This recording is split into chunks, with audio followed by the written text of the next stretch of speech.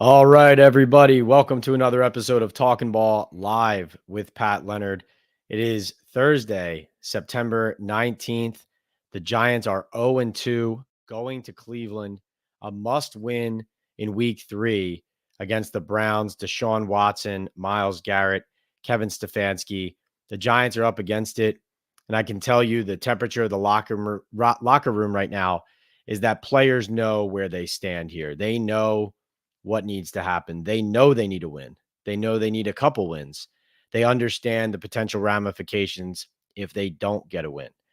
I told you going into week 1, going into the first game of the season against the Minnesota Vikings, that the Giants players understood there were jobs on the line this season. There were people potentially on the chopping block if this didn't go right to start the year. And you can lose games and still look like a team that is building something. But so far, the Giants do not look like even the type of team where you can draw a silver lining from the way that they have performed. Now, of course, the offense did make some strides in week 2 at Washington, and that is what Daniel Jones and Brian Dable and the Giants are counting on continuing to build on in week 3. They believe, despite the embarrassment in week 1 against the Vikings, and despite losing a very winnable game to a, let's face it, bad Washington team, some talent, but a team that is going to lose a lot of games this season, not just because rookie quarterback, but the defense is lacking in talent. The coaching on the defensive side of the ball against the Giants, even I thought was advantageous in the Giants' favor to get some things going in both the run and the pass game. The running game is where it starts for the Giants on both sides of the ball. Defensively, they have allowed an average of 7.3 yards per carry to the top 2 running backs of their opponents so far, Aaron Jones and Brian Robinson Jr., combining to average 7.3 yards a carry against the Giants in the first 2 weeks of the season. Unacceptable, and something that, talking to players and having covered the league for a long time, you can give up big pass plays and it's upsetting, and you can feel like you have to go back to the drawing board after getting hit for big plays down the field. And that's nothing you want to happen. But getting dominated on the ground in the running game is demoralizing. And it is the kind of thing that when an offense runs at will on you, as Washington was doing to the Giants last week, and as really situationally Minnesota was able to do in the first week, the defense ends up walking off the field after those long drives, those long scoring drives, even if it's only a field goal they give up and not a touchdown. And it makes a defense feel like the offense can do anything they want. They can run, they can pass. There's no way to narrow down their playbook to understand maybe and create more predictability about what they're going to be running in certain situations. The Giants defensively need to provide a deterrent on that side of the ball. And Dexter Lawrence saying he's pissed off, he's tired of losing, and he, Bobby Okereke, and the Giants defense intend to do something about it on Sunday against the Browns offense that has a good offensive line but does not have Nick Chubb, going with Jerome Ford and Donta Foreman, both good backs, but not Nick Chubb. On the offensive side of the ball, the Giants feel like they have started to find their identity, which is the run game. We talked about coming out of week 1 without Saquon Barkley. What is the Giants' identity? And it became clear at Washington that even though Daniel Jones played better and Malik Neighbors, obviously with 18 targets, was an enormous part of the Giants' attack, what they're going to be and what their bread and butter is going to be, as Chris Manhertz, the tight end, told me, their bread and butter is going to be the run game. And so the run game with Devin Singletary, with an offensive line that's able to protect Daniel Jones, not just in the passing game, but by gaining enough yards on the ground that those play action plays and shots down the field can work and Jones can have enough time to operate there. That's what they're hanging their hat on going into Cleveland, that they saw some functionality offensively, that they had a plan in place that worked on the run game, and then even their ability to pivot in game and increase the amount of planned targets for Malik Neighbors based on the coverage they were seeing from Washington in that. So a lot of pressure on Brian Dable, a lot of pressure on Joe Shane, the general manager, a lot of pressure on this team. And everybody knows it. Everybody on the team knows that that's there. And everybody knows what it will mean if they lose to Cleveland with Dallas coming to New Jersey on Thursday Night Football just a few days later. Potential disaster is on the doorstep. Potential chaos could be right at the Giants' back door. A knock, knock, knock, a rap right there on the door. And the Giants have to decide right now, and they have decided this week, they aren't going to tolerate it. They aren't going to stand for it. They're tired of not only the losses and how they've lost, but like listen to Dexter Lawrence. The Giants are upset about the way that not only that they lost and came out, but they understand because they heard you all, the fans at the stadium, especially in week 1, loud and clear. That was as quick as anyone can remember of a fan base here with the Giants saying, we're done with this. Don't want to see it anymore. It was jarring for the players, even though they knew their play wasn't up to snuff. They understand they have to earn it back, and that's what they're out to do here. But you have to admit, if they're not able to do it in Cleveland, if they're not able to do it against the Cowboys, and if this continues to look as bad as it has in key areas of their team, change is on the horizon potentially sooner than many would have expected coming into the season. So glad to be here, Talkin Ball Live with all of you. Please drop your questions in the queue. We will get to all of them. I see Chronicles and Barb and Jacob up top. We will start off with you guys in a minute. Remember, we'll have the Estate 98 trivia coming, Giants trivia. You can win a free bottle of Estate 98 coffee, and we'll have plenty more content coming throughout the show as we talk here as the Jets and Patriots duel at MetLife Stadium. I want to tell you first about MyBookie. MyBookie sponsors Talkin Ball with Pat Leonard Live.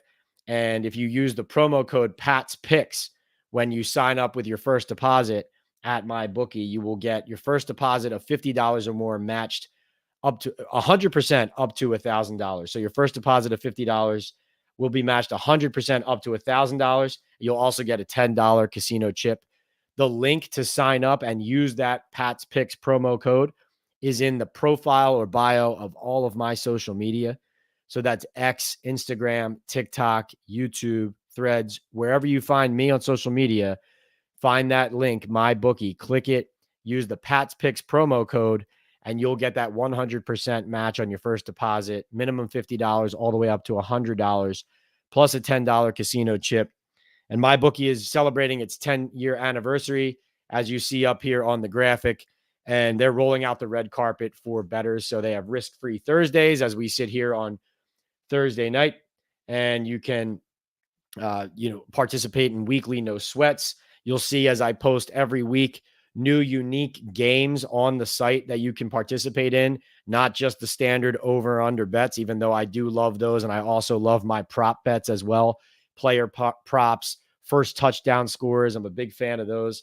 But for those of you who already know MyBookie and are already sports bettors, if you're already signed up, they now have a new loyalty rewards program, and it's called MyBookie Plus. So the more you play, you earn more, and then you progress through tiers. You unlock exclusive promotions, epic giveaways, and cash back in your account. So no matter what you're betting on, whether it's an underdog covering or winning outright, we saw a lot of this already earlier this season, or a big time game like the Cowboys being home dogs to the Ravens this weekend, and a big game for both teams there. Whatever you're betting on, use MyBookie. Make your football season a winning season with MyBookie. Bet anything, anytime, anywhere. Also brought to you by, as you see over my shoulder and down here, Boom Chaga Mushroom Super Drink. Boom Chaga, as you all know, the loyal followers, is a natural extract loaded with anti-inflammatory, immune-boosting, antioxidants, and heart-healthy compounds. You can easily pour this natural liquid supplement into any of your favorite drinks. Like I put mine in my coffee every morning and immediately feel the difference. I personally have felt a post-workout like energy boost with Boom. Chaga also has the ability to lower cholesterol, reduce inflammation, and improve immune and heart health with its beta-glucans and antioxidants.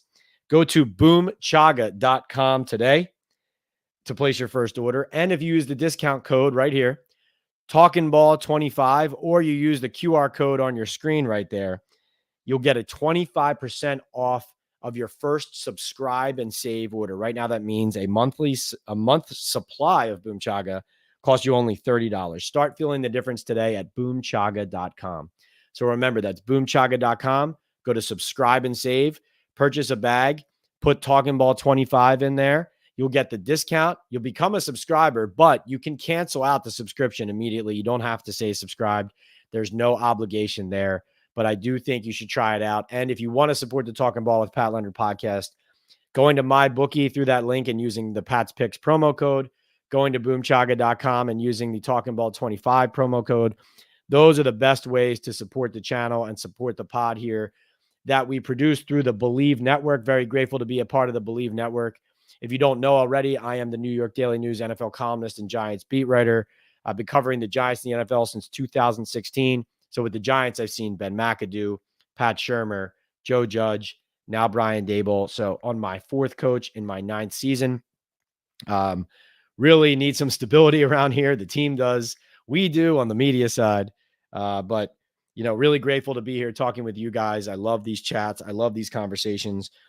And remember, also brought to you here by Estate 98 Coffee. It's an all-natural specialty coffee with no sugar that is convenient for on-the-go professionals and parents, and even coffee drinkers, just anybody on the go. It takes me less than 10 seconds to make a delicious Estate 98 iced coffee and only a minute more to make a hot coffee or latte from this all-natural concentrate. Go to estate98.com/Talkin Ball to get a special buy one, get one free deal. So another great way to support us. Go to estate98.com/Talkin Ball to get a special buy one, get one free deal. All right. We start off with Giants Chronicles. Gabe, what is up? Gabe in the house says, my alarms have started to sound on Daboll losing the locker room, and it could start happening at a rapid rate these next 2 weeks. What type of feeling have you got from the guys in there? Yeah. So, I saw, Jordan Rodham from ESPN now came over top with a report on his podcast talking about how, basically it's kind of a razor thin edge that the locker room is kind of tiptoeing on right now. And that's exactly why, one of the main reasons why I've been explaining to you guys why this is where it is, why this is so urgent. And one of the reasons why I asked Brian Daboll that question after the game, because in the organization, in the Giants building, the pressure is on, the intensity is high. It's tense. It's not loose. It's uncomfortable. The players are doing their best right now to try to put their best foot forward, take their pride onto the field and produce. But I will say I get a feeling of a lack of full confidence in what the plan on the field is going to be. That is born out of weeks and weeks of conversations about how this team is functioning, where they're going. I thought it was interesting hearing Bobby Okereke admit that there are, quote, growing pains happening with acclimating to this new defense. I think that Shane Bowen's indication in his press conference, Gabe, about how right now opponents are consistently finding like the weakness in the defense or in the call or in the scheme on a certain play, I thought was a concerning thing to hear, because he's right about that. But you'd rather hear that there's a scheme or a plan that is going to prevent those holes and those weaknesses from becoming big explosive plays and long sustaining drives by the opposing team offense, right? Like you definitely want to hear more about how it's going to be fixed rather than getting a sense of inevitability. Now, I do really appreciate Shane Bowen's candor in describing what he feels has been happening on the field, and even his accountability about better calls that he could have made on third and longs, especially. I mean, the third and long conversion rate for Washington in the last game was absolutely, stunning. I mean, completely hard to believe. I just wrote about the defense for the New York Daily News today, and on certain third and long, so the Commanders converted 7 of 14 third downs. 2 of them, though, were third and longs that they basically got within a yard to force a 4th and 1, and then converted the 4th downs and scored. And so listen to this. They had a 3rd and 10. They gained 9 yards on the Giants. Washington then had a 3rd and 14. They gained 13 yards. Then they had a 3rd and 13, and they gained 14 yards for the first down. Then they had another 3rd and 13, and they gained 16 yards. And they had a 3rd and 8, and they gained 20 yards. I mean, just really difficult to draw confidence from a game where you put numbers like that on the field, not to mention the 215 yards rushing. But Gabe, back to the locker room. I think where this really stands is guys know when they're being put in a position to succeed or when they're still searching for answers. And the feeling I get is that they feel like they're still searching for answers. And I'm talking mainly right there, I'm talking about on the defensive side of the ball. I think on offense, it's more of like a restlessness. They're encouraged by what their line and the running game were able to do in this last game, right? They were encouraged about what they were able to establish there, and they were encouraged about the idea that Daniel Jones, with that running game working, even though it was,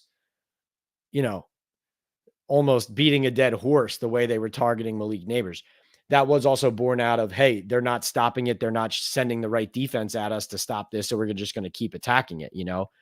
That's just adjusting on the fly as a coach, and as a play caller. So nothing wrong with that. There is something wrong with that, though, if you can't make more options out on the field, if you can't scheme ways to get the ball to other playmakers, if you can't stretch the field, especially, right? Like Neighbors, for everything that he did, the Giants were unable to hit any of those explosives down the field, right? And so, Gabe, I hope that answers your question a little bit. We'll get into more of that throughout this, and I will get to all of your other comments there. So I'll be bouncing back and forth here because I see that you loaded up the box. All right. Jacob says, smack that like and sub button for one of the realest reporters in the business. Thank you so much for saying that, Jacob. As always, Jacob always gets us going and always gets us going with a good reminder to everybody to support the channel. And Jacob is right. Please, while we are live, 2 things you should do. If you're not a subscriber yet, please hit the subscribe button on the channel. It's PL on NFL on YouTube.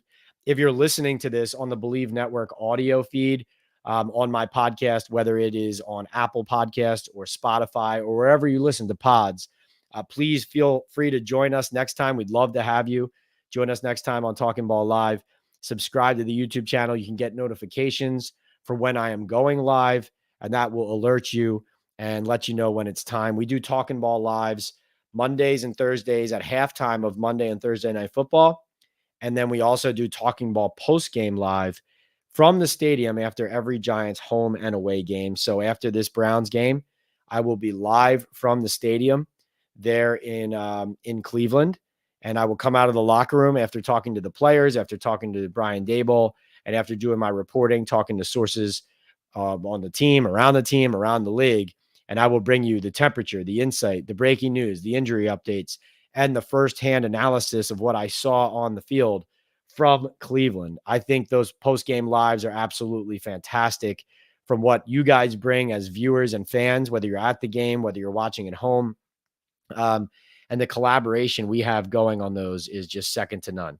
The first 2 have been enormous hits, and I can't wait for the next one. That is, I think, one of the more exciting things we're doing with this channel here that keeps growing and growing. But the other thing, in addition to subscribing, please hit those like buttons while we are live, because that's a good way of telling YouTube that we're live and it's exciting and people like it. And that pushes it to other Giants fans out there and other NFL fans out there. We do talk a lot of Giants here. I do cover the Giants daily for the Daily News, but I'm also an NFL columnist. I cover the whole league, and we talk a lot of NFL here. We have a First Down with Benny Fowler that we record every Monday, and that is a round the league analysis with a Super Bowl champion, former NFL wide receiver. And then lots of guests and other extra content that is already on the channel that you can peruse and that we have coming. So stay tuned. And Jacob, thank you for that.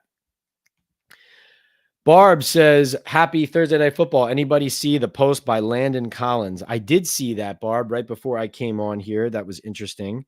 Landon Collins tweeted, by the way, it's so hard for me to say X, like Twitter, tweeted is just, it's the verb, so even though it's X, it's still like somebody tweeted, right? It's hard not to say that.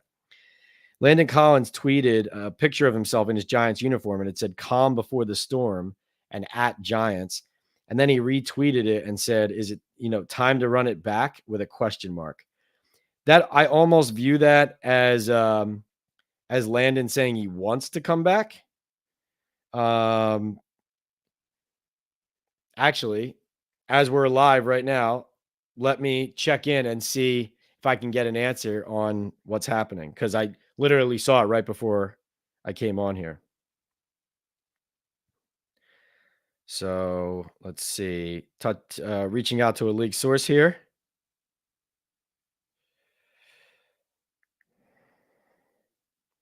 Live reporting on Talkin Ball Live. What do you say?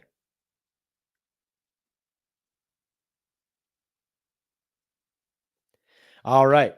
Sent the text. Let's see if we hear back from a league source who would know. All right. OG says they don't have the talent, Pat, meaning the Giants here this weekend in Cleveland. Yeah, it'll be tough. I think it's going to be a really tough game. I agree. Evan, what's going on? Great to see you. Joe Marr, how you doing? Awesome. Thanks for being here. Ken says, if and when things go off the rails, what players do you see getting additional opportunities? Any trade speculation? And Gabe, don't worry. I'm going to come back to all your questions up top. Just want to spread it out a little bit. Don't want to read 4 in a row. Just want to be fair there. But you are a diehard and you were here early. So I'm going to get right back up to those questions in a second. So Ken, what players do I see getting additional opportunities? I mean, obviously we know that one could be Drew Lock, right? Drew Lock, Tommy DeVito, if they end up pulling the plug and they're 0-4, right? If they pull the plug on Dable at that point or shortly after, you can imagine that the general manager seat is going to be a way to maybe sell, hey, we're going to have a high pick next year. We don't want to incur this injury guarantee. Let's play the backup quarterbacks now, that kind of thing. That's on the table. I mean, the Adam Schefter headline obviously was a glaring deal with the injury guarantee mentioned again. And then,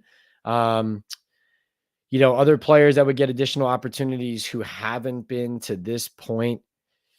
I mean, that's a tough one, Ken. I mean, I guess at corner, maybe you could see a little more Nick McLeod than Cordell Flott, but McLeod has been hurt. I mean, that's part of the reason he's been out. But, the thing is, Ken, I don't think you'd see as much turnover on that as you would expect, because the general manager, Shane, is involved in the lineup decisions. So it's not like the coach plays a ton of guys that the GM doesn't want playing as much. Like, that's not the dynamic. Joe Shane is involved in that dynamic. If anything, it would probably be at certain places just going younger and trying to, test out once and for all what Josh Azudu is, or what Evan Neal is, if they still are going down that road, or, let me think of another young player. I mean, Trey Hawkins, a guy who obviously they have shown so far they don't trust to have him on the field this season. So it will be interesting to see, even where that stands. But I think you see what I'm getting at is like young players, young draft picks, guys who either have shown so far that they were overwhelmed or who haven't got enough run this season to kind of bear it out once and for all. Jordan Riley on the defensive line, guys like that. But in large part, they're playing the players that both the GM and coach want on the field right now. So it wouldn't be as crazy of a flip. I think quarterback would be the position to watch in that regard. Gabe says also, Pat, could you please be the reporter who breaks the story on Jalin Hyatt? There's way more to it than just Slayton is better, and I would like to see a reporter figure it out.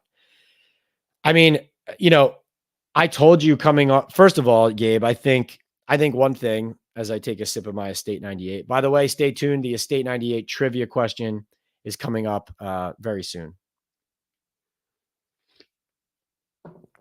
So, no answer back on the text yet. So, Gabe, Jalin Hyatt and I talked in the summer, and Jalin Hyatt was a player that a lot of people were excited about, and obviously came with a lot of pedigree with the Biletnikoff Award from Tennessee. But his numbers at the end of last season, like I think the projection of what he was going to be in his second NFL season was not necessarily accurate or fair based on his limited production as a rookie. So what I mean by that is this. He had, credit to him, a 100-yard game against the Patriots last year, right? And stretching the field in that game for Tommy DeVito, helping them win. And of course, he had a big couple catches in the Arizona game in week 2. Also an impressive fourth down catch over the middle against Buffalo, and 75 yards receiving in a win over Washington. Now, that said, after that 100-yard game against New England, where he had 5 catches for 109 yards, he had 5 games after that. Okay. In the 5 games after his 109-yard game down the stretch of last season, Jalin Hyatt had 6 catches total for 43 yards. So 6 catches for 43 yards on 12 targets. Okay. Now, again, like I said, there were a handful of games, 4 or 5, where he made some big, explosive, plays that could help change games. And that is what he has, right? He has that ability to make a huge splash play. But what he told me was that he needed to be more consistent in every area of his game in order to prove that he deserves to be on the field consistently and more. Now, I guess to Ken's question, Jalin Hyatt conceivably at that moment, like if they were to fire the coach or this were to start crumbling, Jalin Hyatt over Darius Slayton would be a natural switch, with Slayton getting traded. I think that would be a natural follow, right? Like I think that would make a lot of sense for Slayton, who Darius Slayton, I think it's very clear that Darius Slayton would, not mind being in a place that it can score more points, where he can be slotted correctly and kind of, build out his skill set to the point where he's earning what he feels like he deserves and what he's worth based on his skill set and talent. So like it would be the best thing for him to get traded at that point, and then Jalin Hyatt would step in and play more. But Gabe, this is one thing that I think sometimes goes overlooked. Sometimes players, even though they have potential, they don't earn the job in practices. So like, for example, some of the one-on-ones we see during practice in the early portions of these practices, sometimes you see Jalin Hyatt make a good move and beat his man, beat a corner, and make a catch. But by and large, his route running isn't as polished as a lot of the other guys. Like Slayton is a better route runner and is a better all-around receiver than Jalin Hyatt. It's not even a question in the Giants' mind, which is why you see that lack of usage like that. Now, it is a bit strange, though, how much the organization built up this talent and this young man, and then how little he is used.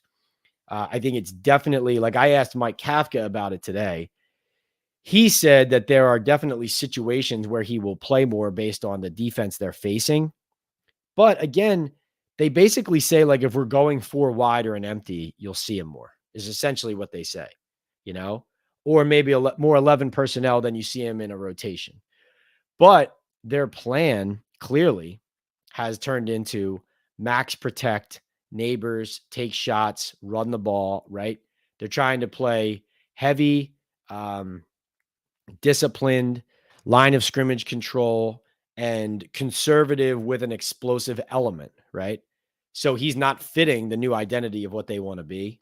That is definitely, the coach and play callers coloring in of how he feels like this can best function. So I think to answer Ken's question as well as yours, Gabe, Hyatt would be a guy maybe that if this keeps coming down, you'd see him on the field more. And then Darius Slayton would be an example of a player who would get dealt. Um, you said ever since the Texans game, something happened between Hyatt and the staff where it seems they just don't value him like they used to. Did they get an altercation? I mean, he played more last year, so I answered that. Altercation, not that I know of. And you also said, I'm begging you, text your favorite, most reliable source in the building to figure out and write a story on it because it really is bothering a lot of us fans. You want answers. I think you mean about the locker. Oh, you mean about Jalin Hyatt. Yeah, I mean, I hope I gave a full, well-rounded answer there, Gabe, but we can continue to talk more about that. Brian Boyle agrees, couldn't hurt to get Landon Collins back again. Ribs and Whiskey, good name, says blitz Deshaun Watson and you will win. I'm a Browns fan. We always blame the line as well. It's not, it's always the quarterback. Thanks, Ribs, for checking in. Thanks for the Browns intel there. I do agree with you that if the Giants get to Watson, and if it's not just getting to Watson, it's also, I think you'd agree with me, Ribs, it's also putting the Cleveland Browns in a position where Watson has to beat you, like with his arm, and they have to throw the ball. You know, the Giants, the amount of rushing yards they've given up and how bad they've been in run defense, they really need to first and foremost get a handle on an early lead and taking control of a game, right? So if they're able to take control of a game and get a lead, it'll help Brian Burns, Kayvon Thibodeau, Dexter Lawrence in rushing the passer. You can pin your ears back because you're not trailing all the time.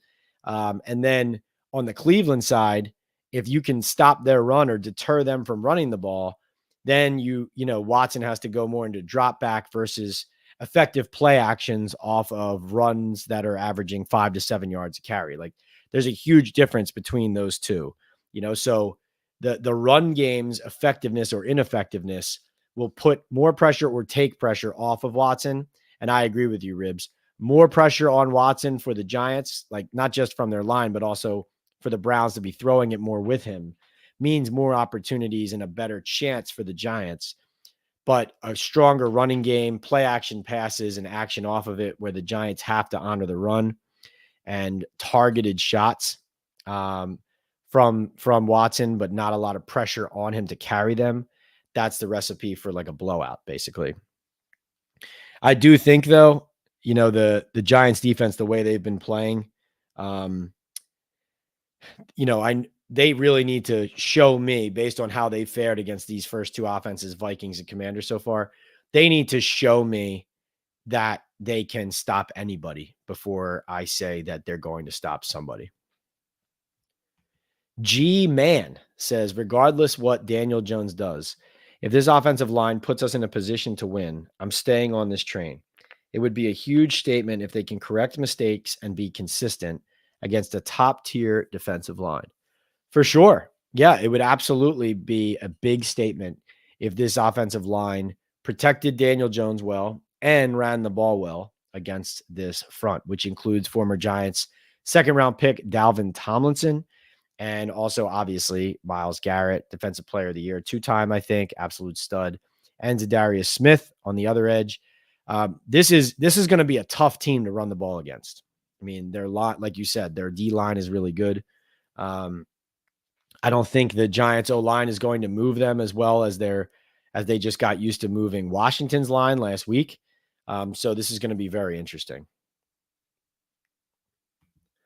Evan says the process from this team is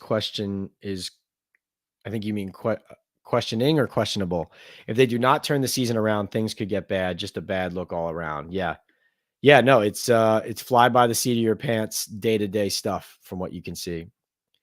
Jay Farry says, I don't know how people aren't more bullish. Joe Shane finally hitting on some picks. I think it's exciting. I'm assuming, Jay, you're talking about Neighbors and Drew Phillips. Drew Phillips obviously looking good. The slot corner, third-round pick out of Kentucky, has played well so far. Limited action in week 1, but did force a fumble. And then in week 2 against Washington, led the team in tackles, was very physical. You obviously like what you see there, but still want to see more from a lot of the draft picks and see consistency from those guys as well. Jay Farry says, how does Boom Chaga go with vodka? That's a good question. You tell me that. How about that? You order a bag of Boom Chaga and tell me. MTD says, much rather be here with y'all than sit through a Jet game. I know, it's funny. I have it on the iPad here. You know what's funny? When I first decided to do these on Mondays and Thursdays, and then I realized, oh yeah, that's Monday and Thursday Night Football, right? So obviously there will be weeks like next week where the Giants have a Dallas game on Thursday. So we'll do Talkin Ball post game live that night, right? So that'll just replace that. But I thought, oh yeah, I'm going to miss at least half of these Monday and Thursday night games. I don't really want to do that, blah, blah, blah. But I noticed that, a lot of these games, like, you're not missing a lot, and you have it on over here on the side. You can catch the highlights. If you really want to dive into the film, I can do that with NFL Next Gen Pro and Next Gen Stats and the film room that they have there now. And so it's a really good way to kind of maximize our time as NFL fans and multitask, right? And still talk some Giants and NFL while we're also checking in on the league-wide action. All right. Jay says, yes, the Boulevard of Broken Dreams. Shermer, Judge, McAdoo, and now, he calls Dable Bozo. Right. I think you're referring to the John Mara Bono to Bozo comment there. All right. Yes, try it and report back with the vodka and Boom. Yes, Jay Farry says, will do. No Mets, what's up? Always checking in. Always loyal here, loyal follower and participant in Talkin Ball Live. Hirsch, what's going on? What's good? Good to see you. Farry says, kind of funny that Shane Bowen left the Titans and they are the number one defense in the NFL now. Yeah, that's Bowen still trying to prove himself. I mean, better run defense than pass defense when he was there in Tennessee. But also, as we've talked about, Mike Vrabel, that was really Mike Vrabel's defense. So let's see. Possible Bobby Johnson situation. I think you're referring to whether Shane Bowen would be scapegoated or fired here, I think is what you're referring to. I think obviously if it came to that, that's another reason why Dable could be in serious trouble here and is in serious trouble if it continues this way, because, they have a new defensive coordinator because the last one resigned because he couldn't work with this head coach. And a lot of coaches, there were other coaches who left because of that as well. And they wouldn't hire current Titans defensive coordinator because he wanted to bring in his own staff. Typical Giants, No Met says. Giants DC job wasn't exactly desirable, Jay says. Most Giants fans on Twitter don't get that. MT says, I really hope we win Sunday. I can't take another dead season before Halloween. I know it's exhausting. Like it's absolutely exhausting. I can't imagine what it feels like for a fan, for somebody who like spends a ton of money on these tickets. All right. Ryan Weber, what's up, Rye? Says, doesn't get any better. Thursday Night Football with the best in the reporting game. Know the O-line for Cleveland, a little beat up. Will be interesting to see how Giants take advantage. Yes, no doubt. Curious about that as well. It was interesting. I saw the injury report today came out, and so their two tackles, Jack Conklin with the knee injury, he was actually a full participant in practice. So seems like he's tracking to play. But then to your point, Jedrick Wills, the other tackle, has a knee injury and he was limited. So TBD there, you're right. Obviously, doesn't appear they'll be full strength at offensive tackle. So that's on the edge rushers, obviously, on Brian Burns, Kayvon Thibodeau to take advantage there. Whether those guys are in the lineup or not, they have been banged up for sure. I think that the way the Giants need to take advantage, though, is it starts with the run game. And, Dante Foreman is kind of a one-cut guy that the Cleveland Browns have. Good running back, downhill guy. Jerome Ford's interesting, though, because they'll attack the edges with him, the stretch plays, kind of get outside, hit those edges and kind of seal, the outside and get upfield quickly up the sideline. And, you have that where Thibodeau and Burns so far have not been good enough in run support, in run defense there. And also that's just not what they're known for. They're more known for rushing the passer. But then also on the interior, the Giants have struggled as well. And we ID'd this all offseason. I think a lot of you guys did too. But in the run game on the interior, they do not have bodies inside who are providing enough resistance outside of Dexter Lawrence. And so, Ryan, to take advantage of that offensive line, the Giants need to win their battle in the run game against that offensive line. Like this could, the way that Washington ran the ball, you really don't have to pass much when you run the ball like that. Um, of course, Washington had some success in the air as well, but that is the key. To take advantage of the O-line and the tackles and what Cleveland is bringing at you up front, you first have to deter them from attacking your weak spots in the run game. And so far, it's interesting. Shane Bowen was talking about trying to defend the run with lighter boxes. And one thing they did a lot in the last game against Washington is because of the read option action with Jaden Daniels, they often kept their nickel corner on the field rather than having two linebackers, and 5 down linemen, right? Like instead of a base defense, they were running more nickel and keeping nickel out on the field against Washington. And the Commanders were therefore countering with straight run plays, downhill run plays to Brian Robinson Jr., then Daniels pulling the ball every once in a while. And Shane Bowen even said that when that they were spying Jaden Daniels, but then there were some of those third downs, they took a spy off of him and off he went, and he regrets not making the right call in those situations. So kind of flipping back and forth between the sides of the ball here. But by and large, I think the main point and Ryan, this is a really good point you bring up about Cleveland with some of those beat up tackles. Maybe you can take advantage. I think this brings up a really just flat out point. Brian Burns, Kayvon Thibodeau, and Dexter Lawrence have one total sack between the three of them after 2 games. Dexter Lawrence had a sack against Minnesota right at the start of the game. He sacked Sam Darnold. Brian Burns did have a sack last week against Washington, got called back due to that holding call on Drew Phillips. So, that's where we stand, though. Not good enough. Jay Farry says, Ryan, it can get much better if you are drinking Boom Chaga super drink with vodka. Jay Farry setting a good example for everybody. Thank you, Jay. So this is a $10 super chat from Jay. And he says, let's get some super chats flowing, guys. Do players, coaches you cover ever get pissed at you for your tough questions? Please tell us a story. So first of all, Jay Farry's is showing you guys you can purchase a super chat or super sticker, and it will elevate your comment or question to the top of the queue. This is a great way to support the channel and also a great way to have your comment or question answered first. So your question is, do people ever get pissed at me for my tough questions?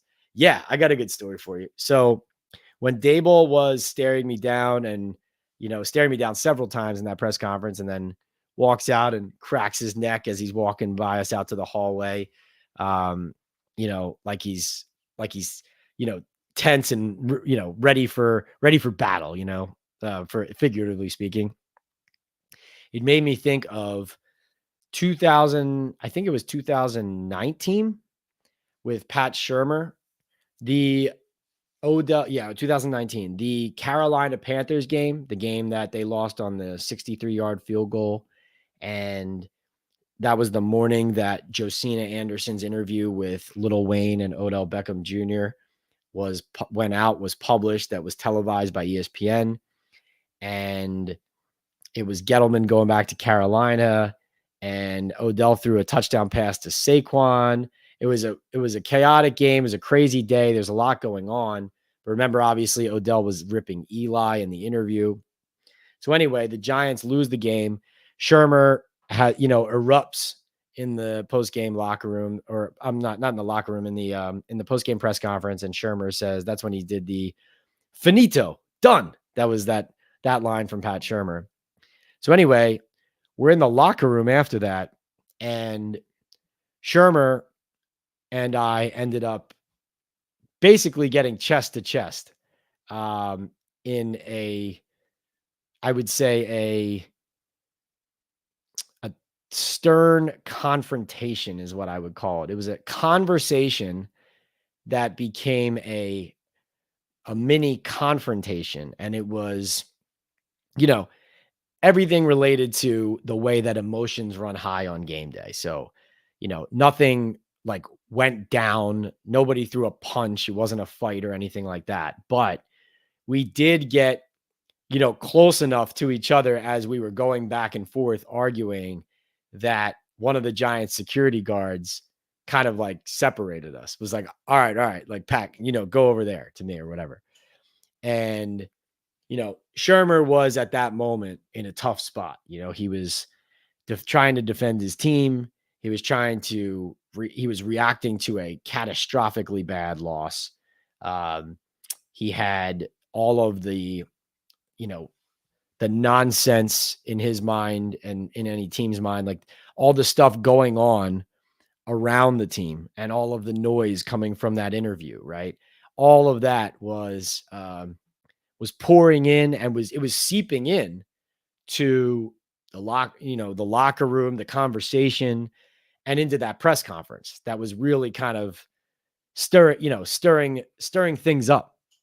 And I think what I have a penchant of doing, Jay, sometimes is it's like when you touch a nerve, right? When people say you touched a nerve, that's an expression for a reason, because you touch a nerve and it irritates, right? It produces a reaction. And touching a nerve, though, does not mean that you're gaslighting or you're, pushing an agenda. What it means is you're reporting on something. Usually in these situations, you're reporting something that's accurate, but that just, is not something that the team would put out there themselves. Like there's plenty of things happening all the time in all of these organizations and situations. Look at the Carolina Panthers right now with Bryce Young and that benching. Like if I were covering that team every day, I could get to the bottom of that for you about all the ins and outs of who did what, and this person didn't want to do it, and this person did, and here's why they changed their mind. And those things would be true once I got to them and reported them and the accurate information. But even though they would be true, they would still produce maybe a reaction of frustration from some people. And so the loss plus all of that stuff coming down, from Odell and the interview and the nature of the defeat, and then the questions Shermer was facing, it became like basically a chest to chest confrontation in the locker room for a brief period until someone else was just, hey, cooler heads, let's prevail. But I will say this about Shermer. Shermer is, he's a no nonsense dude. Like he was a center at Michigan State. Like you look at him, doesn't look like a very big guy. I mean, he is tough as nails, like physically tough, like an underrated guy you do not want to throw down with. You know what I mean? Like that, definitely like doing research on him and covering Pat and writing about him and meeting people from where he came from in Michigan. Like this is a guy who nobody ever wanted to cross, like represented himself in a very direct manner always. And so I hope that answers your question. I mean, John Tortorella obviously famously got pissed off at me and told me to stop coaching when I was covering the Rangers.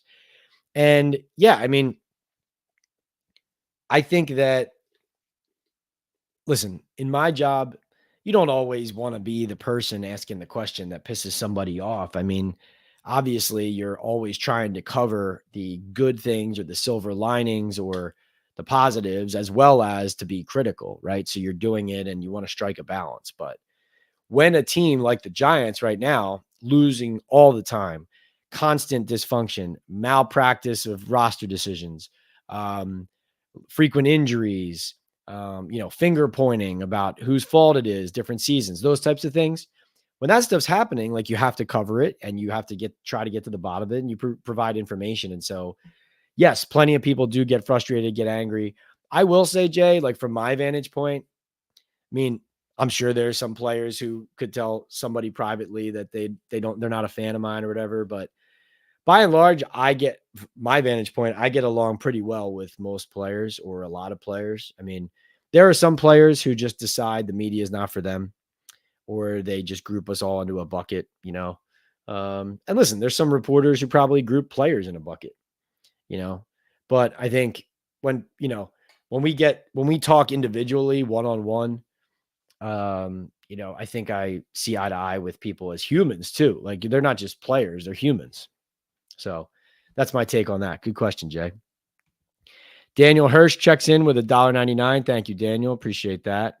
Daniel says, is Eli a first ballot Hall of Famer? Daniel, my personal opinion is he is not a first balloter, but he will get in eventually. That's what I think. I think that that's fair in my opinion, based on his overall record and track record, despite the heroics in the Super Bowls. Obviously, I think his accomplishments belong in Canton, and I think he gets in eventually. I do have doubts, though, of whether he will be first ballot. To be clear, I'm not a voter. I do not have a Hall of Fame vote. So just to be clear, I do not have a vote on Eli's case. Maybe one day I will have a vote. Hopefully one day I will have a vote. That would be an honor, but I do not have a vote for Eli Manning or anybody right now. I don't vote for the Pro Football Hall of Fame at the moment. No Met says Aaron Rodgers kind of runs like Daniel Jones. I think Daniel's faster than Aaron Rodgers right now. Randy says, I don't think they have another effective plan besides forcing the neighbors. If they did, you hit on at least one of those 2-point conversions. Jay Farries doesn't want Landon. John P says, I don't see this as lost the locker room situation yet in any way for Daboll. Players typically own the losing. Players play for a while. I'm just not sensing a lot of confidence in the plan, John. I think they need to see results to have confidence in the plan. That's what I think.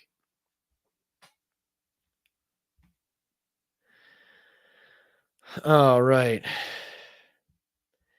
Jay says, hello, everyone. Pat, why isn't Daboll using Hyatt?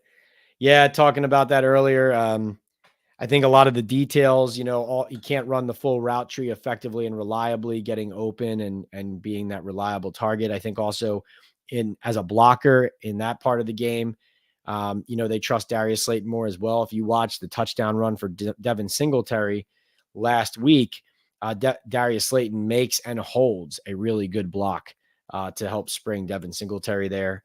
So I think that's something to keep in mind as well. Yes. Let's see.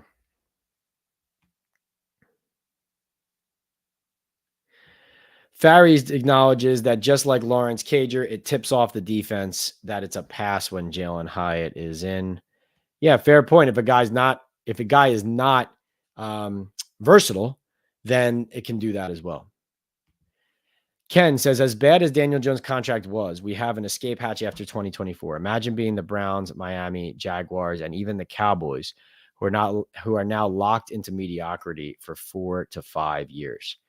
I would say I agree with you on Miami and the Browns there.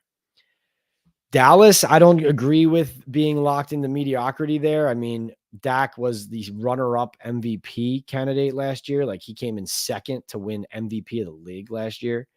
And I know he doesn't get it done in the playoffs, but they do win a lot of games in the regular season.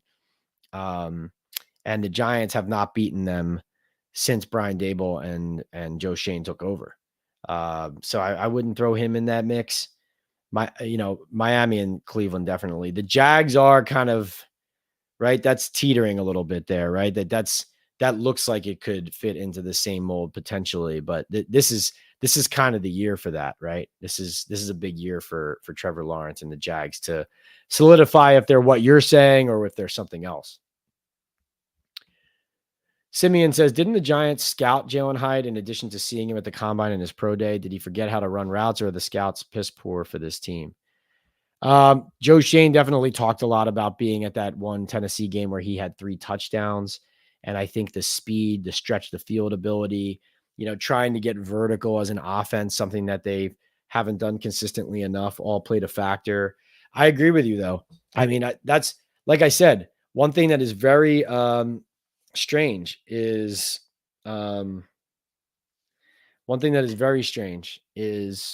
how much they build him up and then he still doesn't play. I think that's weird.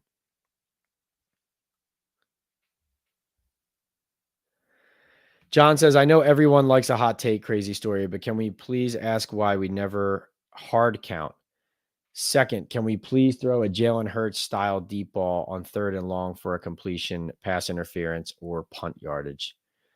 Yeah, I hear that. No, that's a fair point.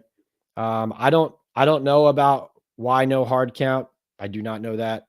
Um, I can ask that. And then the Hurts style deep ball. They did throw those types of deep balls in the Washington game. They just didn't complete them, and they weren't picked off like for the punt yardage, as you're saying. And Neighbors wasn't able to draw PI on them. So they did throw 4 of those in the Washington game, or I would say at least 2 or 3 of them were the type that you're talking about, but didn't hit it. Chronicle says, I just feel like in early and most of camp, Hyatt was looking like the favorite for wide receiver 2 over Slayton. But then after Texans game, that switched. But why? To go from key reps to none is odd. You know, Chronicles, I was actually the one who first pointed out in camp that they demoted him. I think what happened was in the Texans game, you saw they gave Slayton a lot of run early. And he did make a nice one-handed catch on the sideline, but what you saw was that their offense did not like they really struggled. They didn't take off, and then Daniel Jones had the 2 interceptions, right? One of them was a deep target to Hyatt, and then the other one was that killer pick 6 in the flat intended for Theo Johnson, I think.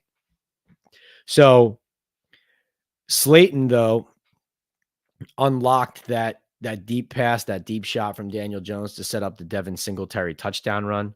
And I think that was a key moment there, like a reminder for everybody, for Brian Daboll, especially as the play caller, and him and Joe Shane making the lineup is kind of like, who is Daniel most comfortable with? Who can make the plays? Because it was also a key deal, Chronicles, where it was like, I told you guys this, they needed to win right away. They needed to win now. They needed to have an exciting and progressive build starting in week 1 right off the bat. Like, look at how hard they were practicing. Look at how they were preparing. This was all about gearing up to have a strong start right out of the gate. That's what all of this was about. So they needed to put the guys on the field that they trusted the most, and they trust Slayton more. Okay, so you think there has to be more to it? I'm just telling you what I know. All right, let's get to Revolution. What's up, Revolution? Revolution says, if the Giants D-line still can't get home over the next few weeks, should we blame the scheme or the flukiness of players? I mean, there's definitely, I think both. I think both can be true. Like, I think that you can't blame the defensive coordinator for every time that your star edge rushers and your star pass rushers don't get to the quarterback, right? Especially when they have one-on-ones. Like, one thing Bowen said was, he said, when we get our one-on-one matchups based on certain calls and blocking schemes, those guys have to win. He felt like that was better against Washington, but still needs to get better and get even better from there. He said that he felt like Kayvon had a lot more one-on-one opportunities than Burns did, and that Burns was getting chipped a lot in that Commanders game by a second blocker. So, but then again, you can't throw up your hands either as a DC, and Bowen wasn't doing that, but I'm saying, it is on the scheme as well. It is on the scheme to unlock and do, like, for example, one thing Martindale always did was attacking protection. So in other words, you watch enough film and enough about an opponent, what they like to run in certain down and distances, and based on the personnel they have on the field and the formation they're in, how they intend to block you, right? And from there, you attack their tendencies, right? So you rush them to take advantage of what they don't do well, or let's say, just cracking my neck here, or just to attack maybe the player that they're trying to protect on their line or in their blocking scheme, or to, like every scheme has rules to it, right? So in other words, a certain type of play call out of 12 personnel, um, with 2 tight ends and 1 running back. And out of that call, if they're going to throw the ball out of play action, here's how they like to set at tackle and guard, or, whatever it is, right? And here's how they like to create the pocket. Here's where the right tackle goes, whatever it is. And so the defensive coordinator, like what Martindale would do, was literally ID how those teams, what their tendencies are and what the rules were for their protections in those specific play calls and situations, and then attack that, right? Attack like the exceptions to the rules, basically, let's see.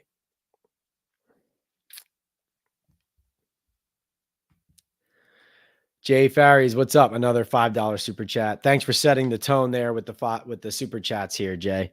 Really appreciate it. Jay says, years ago, Notre Dame fans were mad with bad teams. They're looking for a 4.0 GPA character guys who are top ballers too. Are New York Giants draft standards too high? No. Interesting comp there by you. Though actually, when I was at Notre Dame, I covered this, and the Notre Dame like too high standards to let in good football players thing is actually somewhat of a myth, in that, test score wise, Notre Dame let in similar level of student as their football players over the period that I was there, to other top programs. It wasn't like Notre Dame was, you know, that the guys who got into Notre Dame had SAT scores 200 points higher on average than other schools. Like, that was not the case. There are certain qualifications, obviously, but by and large, like, if a guy couldn't get into Notre Dame because he didn't have enough English credits, then he wasn't getting into a lot of other schools too. So a little bit of a myth there and an excuse, and just the background there. But are the Giants draft standards too high, like character-wise, et cetera? I mean, the one thing that comes to mind when you ask me that is Micah Parsons. I was assured by several people that Parsons had enough character issues that he just became like a no-go from very high up in the organization, to draft. And so that was that. And that he was essentially not on their board, they would have taken him if he had fallen, dramatically, but that where he was projected to go, he was not going to be on their board. He was not going to be an option, as you saw, that wasn't going to happen. In those situations, that can really damage you and hurt you as a program and as an organization, though, of course, you do have to have standards and hold your ground and try to be, create the identity that you want for your team and the culture that you want for your team and your locker room. So that's a tricky balance, but no, I don't think like they're not drafting good players because they have too high standards for draft picks. I don't think that. So, like I said, in the Micah Parsons situation, that's one where I say, is it worth going back and reviewing that one more time, right? Let's see. Chronicle says, I just feel, oh yeah, you told me that. Okay. Jacob says, is there no Talkin Ball live next Thursday, Pat? Actually, Jacob, we will have Talkin Ball live next Thursday because it is Giants Cowboys, right? So we will do post-game live. We will do a post-game live late night after Giants Cowboys, because even though it's late, right? Even though it's going to be late at night after Giants Cowboys, we're all going to be up and wired. Okay. First of all. Second of all, for the daily news, okay, I'm writing off of a game like that, and I'm filing pretty quickly right off the game, popping quotes in after the locker room, and doing more writing for the morning after that, because the newspaper's put to bed, and then we have stuff going on the website. But I'm able to go live quicker, usually coming off of a game like that. And so be prepared for Talkin Ball live post game after Giants Cowboys next Thursday. So it'll be post game live in Cleveland on Sunday. Then it'll be Talkin Ball live next Monday night. And then after Cowboys Giants on Thursday, we'll do post game live again. Chronicle says, Pat, don't even get me started on how much I pay to be a fan of this team. Hotels, tickets, Sunday ticket subscription, merchandise, all this money for the same terrible product every year. When will the pain end? Sorry, but thanks for venting, Chronicles. This is a safe space. Ken says, hypothetical and sacrilegious, I know, but if trading Dexy to secure 2 number ones to use as draft capital would guarantee top quarterback in draft next year, would you do it? Man, that's a tough one. I mean, top D tackles they don't grow on trees. You need one, at least one. I do think this. I do think Dexter Lawrence would benefit from having other players to be able to be the out in front on camera leaders. Like Dex is a leader by example, but the way that right now he's standing there and becoming the face of a team that can't win is really grating on him, I think, right? I think he articulated that this week as far as like he's tired of losing, but that's what I think, so maybe that gets to the point where he does, he's tired of representing this much losing or that kind of thing. And that's a conversation, but he's a pretty high level player. So that would be a tough one to stomach. That would be, I mean, you talk about a total reset. My goodness. Jay likes the idea of potentially trading Dex to get 2 number ones. Wow.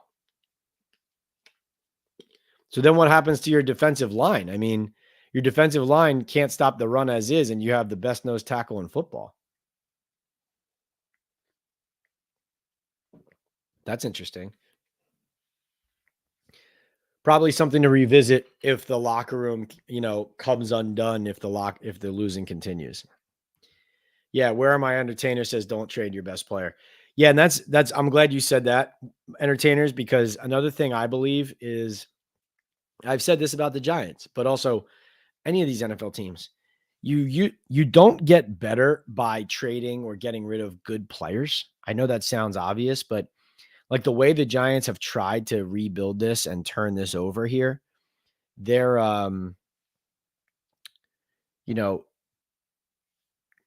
their ability to get, let Saquon walk, let Xavier McKinney walk, trade Leonard Williams, let Julian Love walk, right? These are good players leaving the building. And I know they brought in Burns, they brought in Neighbors, they bring in a vet like Singletary, but it's, you want to stack good players on top of good players. You don't want to replace them. Let's see. Undefined says, imagine them shipping Jones to a playoff contender.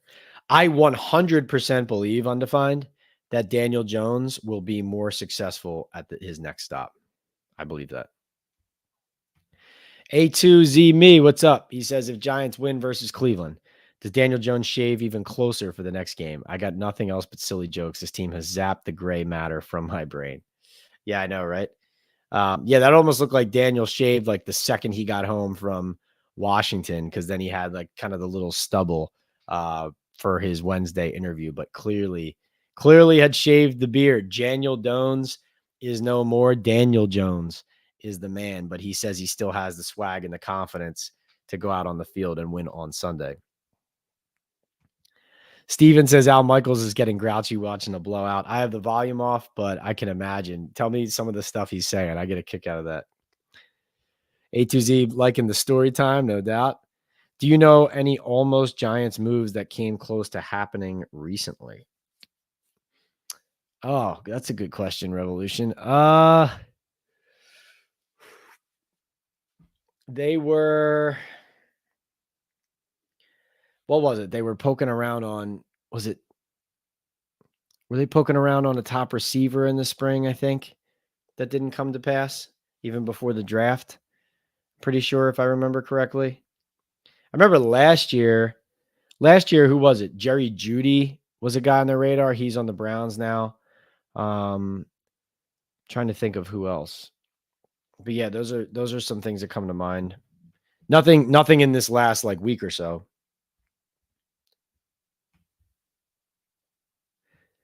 Daniel Hirsch, what's up, Daniel?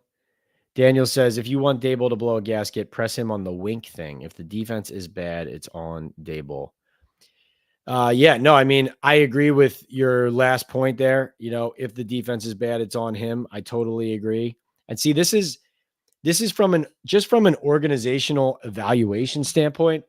That's just objectively true. That's not an opinion. Like that, you know, it's not Shane Bowen's defense and Brian Dable's offense. Brian Dable's team. Shane Bowen runs the defense and Brian Dable calls the offense, right? But it's still his team. He's still the head coach. And what happened last year was Dable's responsibility primarily, right? Like Joe Shane on the headsets, listening into the dysfunction, trying to monitor the situation, see how bad it is, that kind of thing. So, yeah, good point, Daniel.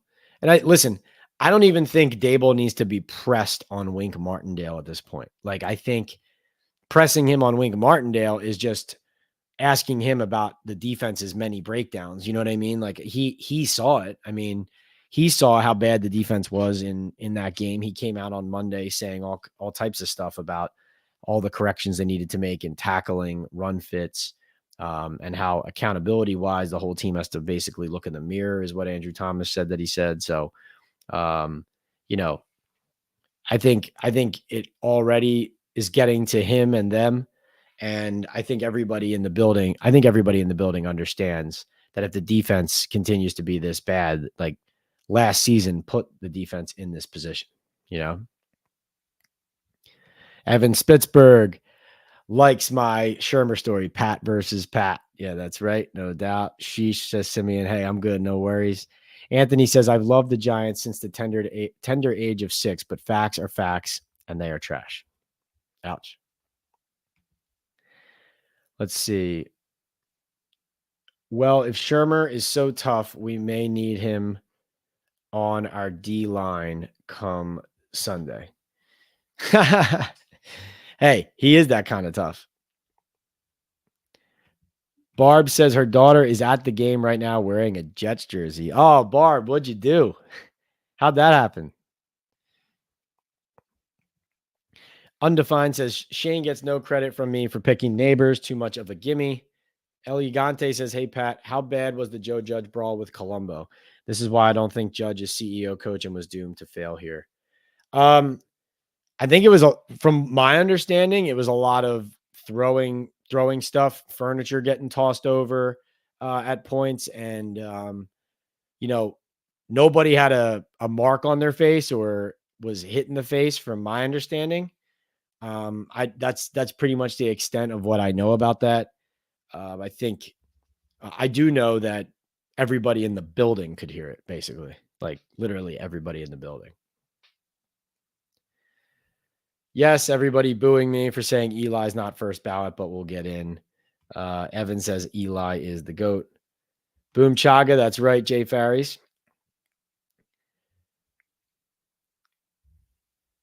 Thank you for the reminder. Let's tell you guys about our sponsors again real quick, and then we'll get back to the questions and to the queue. We are brought to you here by mybookie.ag. MyBookie's 10th anniversary is this year. They're rolling out the red carpet for bettors, risk-free Thursdays. Also have a special promo code going now. If you click the link in my bio, you could click it. It's on the link of my YouTube page, on the bio of my YouTube page, on the profile for my Twitter or X account, my Instagram account, PL on NFL. My Twitter account is PLeonardNYDN. If you go there, click there, you will find the promo code, and it is Pat's Picks. That's PATS PICKS. And that you put in that promo code at that link, and on your first deposit, you will get 100% match on a deposit, $50 or more, all the way up to $1,000, plus a $10 casino chip. So go to the link, promo code Pat's Picks, deposit $50 or more up to $1,000, and you'll get 100% match on your first deposit there at MyBookie. It's mybookie.ag. They have MyBookie Plus, a new loyalty rewards program. If you already are a user and already have an account on MyBookie, but if you want to make football season a winning season, Trust me, use mybookie.ag. Bet anything, anytime, anywhere. Also brought to you by Estate 98 Coffee, all natural specialty coffee with no sugar, convenient for on-the-go professionals and coffee drinkers. Takes me less than 10 seconds to make an iced Estate 98 coffee. Also makes a good hot coffee or latte. Takes a minute more to do that.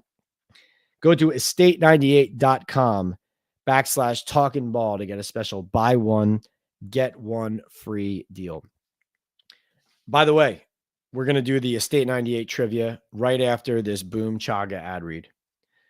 Talkin Ball with Pat Leonard is brought to you by the Boom Chaga Mushroom Super Drink, a natural extract loaded with anti-inflammatory, immune-boosting antioxidants and heart-healthy compounds. You can easily pour this natural liquid supplement into any of your favorite drinks. I put mine in my coffee every morning and immediately feel the difference. I personally have felt a post-workout like energy boost with Boom. Chaga also has the ability to lower cholesterol, reduce inflammation, and improve immune and heart health with its beta-glucans and antioxidants. Go to boomchaga.com today and place your first order. If you use the discount code TalkinBall25 or access it through the QR code on your screen, you will get a 25% off discount on your first subscribe and save order. Right now, that means a month's supply costs you only $30. So start feeling the difference today. Go to boomchaga.com. That's boomchaga.com. Subscribe and save. Talkin Ball 25 code. Purchase it, and then you can cancel the subscription if you want. You don't have to stay locked in if you don't want. But I think you'll like the product. Some of our loyal followers, listeners, and viewers have tried it and liked it. All right, here comes the trivia question. This is the Estate 98 Talkin Ball with Pat Leonard trivia question of the night. You're going to put your answer into the queue, right? And the first person who answers this question correctly in the comments will win a free bottle of Estate 98 coffee. It will be delivered to you. If you win, you're going to direct message me, DM me on Instagram, PL on NFL, and you're going to send me your address there, and I'm going to send you a bottle of Estate 98 coffee. Everybody ready for the trivia? Here we go. Today is September 19th. There are 3 Giants players who have the same September 19th birthday on the current roster. Who are they? 3 Giants players who were all born on September 19th. Who are those players? That is your trivia question for today. I did not know this until today. I stumbled on it and thought it was unique and interesting. I was talking to these guys, and it's interesting. Like, somebody who plays in the NFL and is a professional football player and has been playing football at a high level all these years. These guys basically don't get to celebrate their birthdays the way that you or I can. You know what I mean? These guys, they don't have an off-season birthday. They're in season. They're all business. They have to stay locked in. I, on the other hand, I'm in February, late February, so can live it up. And it's also a nice way to, spice up the gray and gloomy weather that is the month of February. So again, your trivia question, as Drake May appears to be entering the game for the New England Patriots, your trivia question, your Estate 98 trivia question is, which 3 Giants players all share the same birthday today, September 19th? I will check back in. Yeah, not everybody at once, right? I can see you guys are hesitating on those answers here. All right. Let's see. Gabe says Eli has that Manning last name, and you can't tell the story of the NFL without Eli Manning first ballot. Yeah, but that's not a reason to put a player in the Hall of Fame, right? It's actually about what they did on the field too, right? Anthony says Eli is the GOAT, Pat. Eli number 1, Brady 2, Steve DeBerg number 3. Jay says Manning family is too powerful. No way he isn't first ballot. Steven says Eli won 2 Super Bowls. For me, he's a Hall of Famer because as a Giants fan, that's all I care about. Screw the stats. Entertainer says, I think your Eli Hall of Fame take is spot on. Not first, but eventually. Jay says, I've been a Giants fan for 35 years. Eli is kind of borderline in my humble opinion, but he will get in. Anthony says Eli Manning would have won 3 Super Bowls if Plax wouldn't have clapped himself. Hey, Impossible to tell you you're wrong about that, right, Anthony? That team was sizzling. Let's see if anybody tried to answer the trivia question yet. Oh, looks like we got a winner. MJ and Matthew Kelly. It looks like, all right, MJ's popped in first. Looks like you guys both, though, came up with these on your own. So I'm going to give you guys both credit for this. That is true. DJ Davidson, Josh Azudu, and Evan Neal, all with the same September 19th birthdays. So MJ and Matthew, congratulations to you guys. Please send me your address at my Instagram account. So DM me. My handle there is PL on NFL.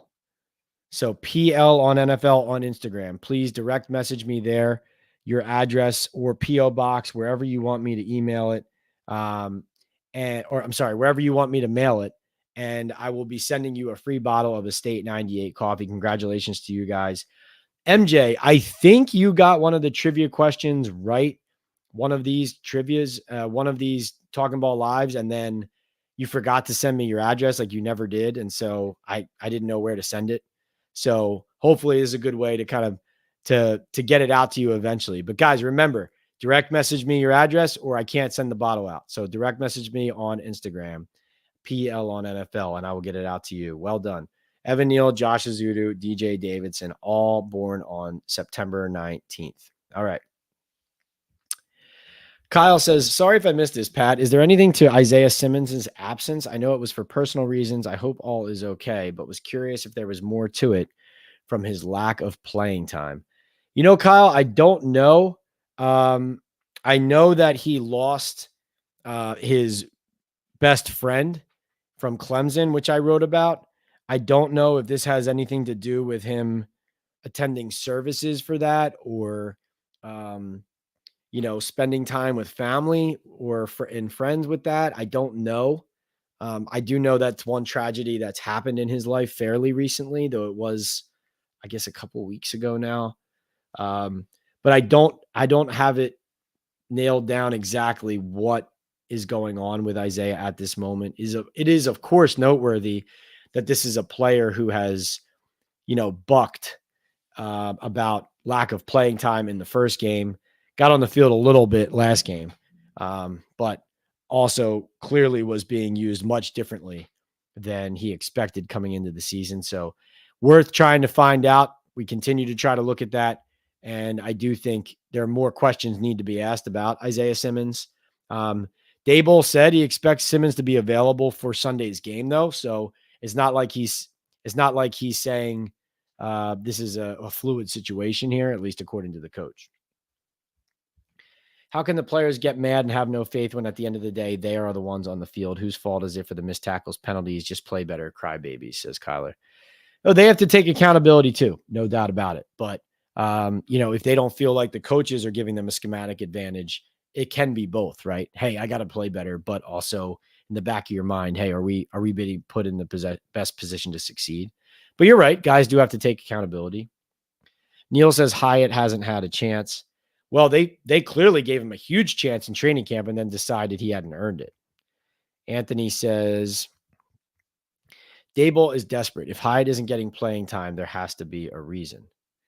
I don't feel like I've given a bad reason for this. I know you guys seem to be asking for, I mean, listen, maybe there is something more to this than what I'm telling you. I do feel like I've given you pretty reasonable and rational explanations for it.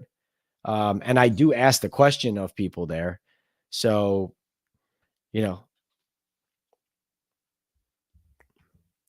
Iconic says, I think it's stupid to really not use him since he has speed. I think the lack of key draft picks not playing, it seems like the GM seat could be hotter than Daboll. Do you feel the same, Pat? Yeah, Iconic. I do feel that way about that. I mean, let's go back and look at the drafts again. Okay. This is a going back and looking at the draft picks and evaluating that, week to week and just seeing where it falls from a, especially from a standpoint of like who's playing, how many guys are playing prominently, which draft picks have fallen, you know, out of the mix entirely, which guys do they clearly not trust to even be on the field, right? Like all of that. And that's for every team. That's something worthwhile following for every team to see how they're building their roster, right? Not just the Giants. But so in the Giants case, I look at it like this, okay? Joe Shane's recent drafts, like right now in that 2022 draft, okay? The best the players the player who to me from that draft has contributed the most consistently since he's been drafted is Micah McFadden, the linebacker, 5th round pick out of Indiana, right? That's the ceiling of that draft. Wan'Dale Robinson has made some plays, has been more of a gadget and underneath player for the most part, though, right? Daniel Bellinger obviously had some action and targets, especially as a rookie. But really, and then Kayvon Thibodeau had the sacks last year, but obviously was very incomplete. But that draft, you had 1, 2, 3, 4, 5, 6, 7, 8, 9, 10, 11 players drafted. And in that 11 players, you have Evan Neal, Josh Azudu, Cordell Flott, Dane Belton, a guy who has made plays, also can't, for whatever reason, isn't locking down that starting safety role, right? He's viewed as valuable on special teams, and they use him as third safety / money, but not an entrenched starter. So there's Micah at linebacker, like a number 2 linebacker. And then it's DJ Davidson, who is the lowest graded player on the Giants this season at defensive tackle, but on the team, lowest graded player on the team. Marcus McKeith and Darian Beavers, not even on the team anymore, right?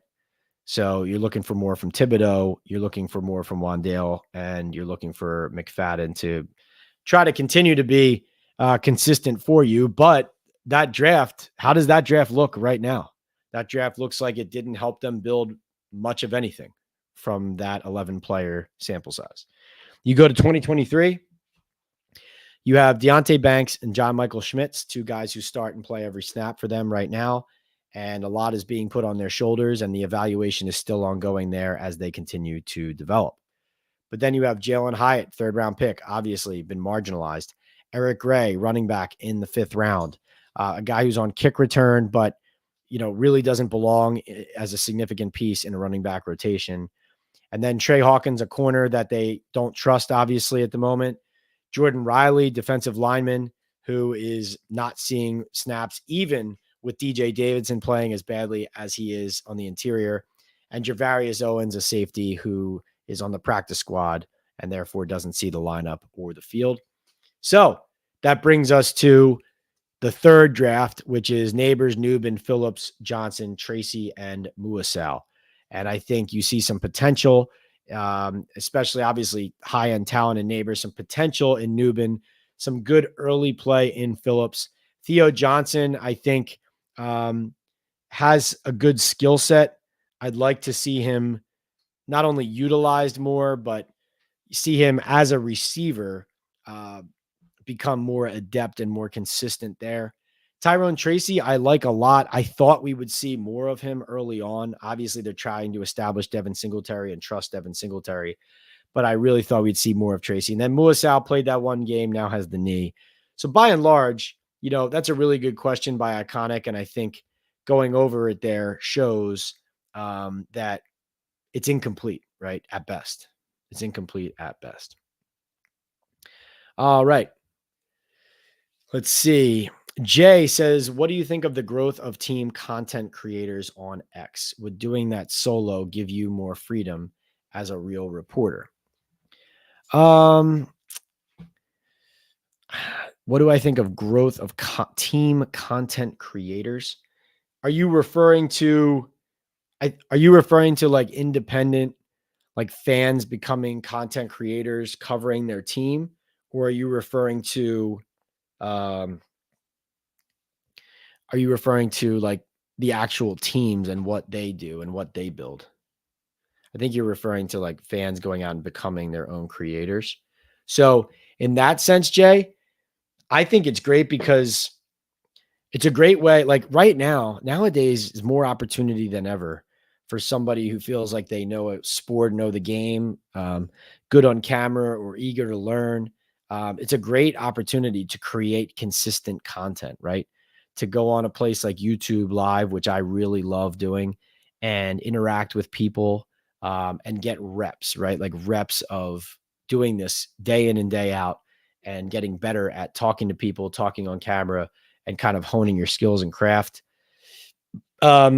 I do have a lot of freedom right now. Like I work for the Daily News, and one thing I like about working for the Daily News and for a newspaper too is being a journalist and having not kind of, but having that set of standards that the business kind of demands of you to do the job the way that it should be done. I think that's an important thing, but also with the creative flow and idea generation and brainstorming and execution of a professional place like the Daily News and such an iconic name, plus then the podcast on the Believe Network with all of the social media elements I can attach and complement my coverage with, and then the YouTube channel and everything that I can house under one roof.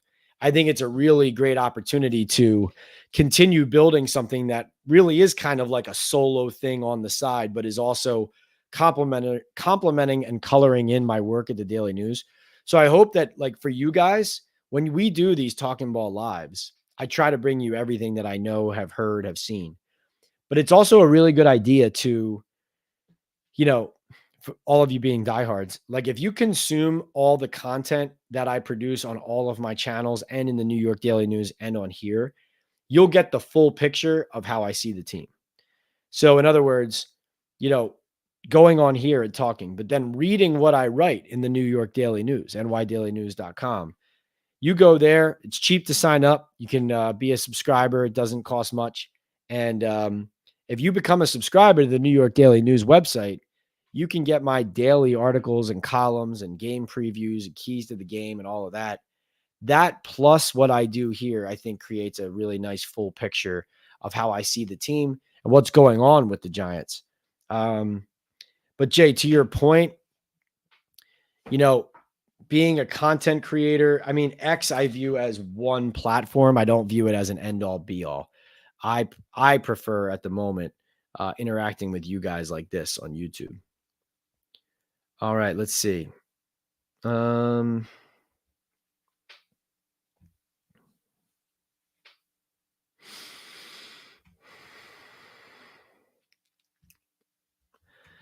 John P. says, following up on earlier comment, Eagles and Aaron Rodgers make a habit of chucking up third and long ball, such a low-risk play that seems obvious. Entertainer says, you guys should trade for Cortland Sutton or someone similar to pair with Neighbors. I kind of like Slayton for what he is personally, but you need one more guy. Yeah. I hear that. You need one more dude. Let's see. Anthony says, from the top down, Giants culture is awful, laughed at, and not respected. I hope this changes. H5000 says, Dave Gettleman drafted 2 proven all-pros in Dexter Lawrence and Andrew Thomas, along with value picks, 4th round or better. What has Shane done, and what letter grade would you give Shane for drafting? Funny, H5000, we just went through this with Iconics question as well, but you guys are both on the same wavelength. See, I personally think it's a hot seat for both the GM and coach here. That's what I think. That's definitely my opinion. And I think the reason is what we just went through with the drafts. Do you see many, obvious building blocks in that group? I don't. I don't. I think the grade would be below passing, right? Whatever that letter is, it's definitely below passing. A2Z Me says the Patriots are a disaster, but then again, we are too. So who are we to judge? Barbara calls Hyatt a bust. Jay says Shane's drafts are trending to look really good currently. I know it sounds crazy. Watch the tape. Yeah, I disagree strongly with that, but fair for you to have that opinion, Jay. Yes, Evan Neal has 0 snaps this year. That's correct. Diggy says, Pat, what did you do after you asked Daboll about his job security? There was a pause after his response before he gave you the death stare. The next reporter hesitated with her question like she was waiting. Oh, so what happened was when I asked him the job security question, he answered it. And then after he answered it, the next reporter over here started asking Brian Daboll a question. He looked at that reporter as she started asking it. And then while she was talking to him, he looked back at me and stared at me. And so the reporter stopped because she saw him stop looking at her and thought he wasn't listening. And then I believe in that moment, I had looked down at first, maybe. So he stared at me, then he looks at her. I think I might have looked down at my phone or my notebook really quick. And then I looked back up and he was still looking at me. But no, the thing I talked about in the last live, I don't know if this is what you're thinking of, but that was not the first time he stared at me in the presser. The first time was I asked him whose decision it was with the Gano deal and the kicker and not activating somebody else. He answered it, and then I followed up. And I was trying to get to, whether Joe Shane was involved. I wanted to know because Daboll eventually said, just put it all on me. And then I was trying to ask my second follow-up to just clarify exactly, because to be honest, I'm even thinking about it's only fair to Daboll. Like, he can stand there and take all the bullets, but it's only fair to Daboll for people to know that the GM was involved in that decision if Daboll's going to get dragged for it, right? So I was trying to get to that, but two other reporters jumped on top. The second I asked the first follow and Daboll answered that, two other reporters jumped in with their questions, and I went, ugh. I went, kind of looking over at one of the guys who talked over me because I really wanted to get my question in. And when I did that, Daboll did a huge glare at me. I don't know if he thought at that moment that I was making a gesture because of what he said or what his reaction was or something. I wasn't. I don't quite know. But that I don't know. But that was kind of how everything started in the presser. Daboll saving Neal for the playoff push, says A2. This Giants culture is so bad, most fans are excited about us trying to go for Bryce Young. This is how much of a bottom feeder we are. This excites our fans. I know it's brutal. And I know I've said this before, I think, but Joe Shane was a CJ Stroud guy. He and the Giants, just dropped my water real quick. He and the Giants both believe very much in measurables, height and size at the quarterback position. So, I do not envision that being a trade that the Giants would make. Jay Farry says this is so true. Daboll will have job questions with or without Pat. No doubt. Iconic says, Pat, do you believe the hype or narrative around the Giants not drafting minority quarterbacks? People point at the last minority QB being Geno Smith. Thoughts? Tyrod Taylor too, right? So Geno was the first black quarterback to start a game for the Giants, and then Tyrod was the first black quarterback to win a game for the Giants. So the next step is for whoever is going to be the first black quarterback drafted or minority quarterback drafted by the Giants. You did see that they decided in the draft room that Jaden Daniels was a guy that they would be willing to go get if they could, right? You did see that. So sounds like they were, in the process of potentially doing that. Obviously, we know Drake May was a guy that they really liked and were trying to get to. And, getting to number 2 where Jaden Daniels was going was never really realistic. But you did hear that conversation, right? So, it's not, obviously the nicest way I could say it is obviously not a good look that Geno Smith and Tyrod Taylor set those marks for the Giants organization in the years that they did, right? Not a good reflection, obviously, but, I do think what you saw in Hard Knocks was consideration of Jaden Daniels. Matthew says, did the incident with Daboll blackball Martindale with the NFL? That's a really good question. Matthew, I know one thing I know is Martindale had a ton of interest from a lot of teams in the NFL who had vacancies at DC. But how would I put this? My best read on that is that the Giants' information circulating around the league was painting Martindale in a bad light, or in a light at least that made people wary. So basically, as you saw before my story came out, you saw like a preemptive strike of a leak about things that went down happening in other publications. And, obviously coming from parts of the Giants building that wanted a certain description and certain story out there. Right. And I think that in the NFL, there's an optics game and a political battle that goes on in those types of situations where people try to kind of get their message out first or loudest in order to dictate terms. And I think what happened there was the Giants did Martindale no favors in how they portrayed that situation, and how people around the league saw it. And so, everybody around the league knows that Martindale belongs in the NFL, that, you know, you know, like people behind the scenes understand the reality of what went down and who was to blame and who was at fault there. Um, but my best read on it too is like you have all these head coaches and guys, especially these young head coaches.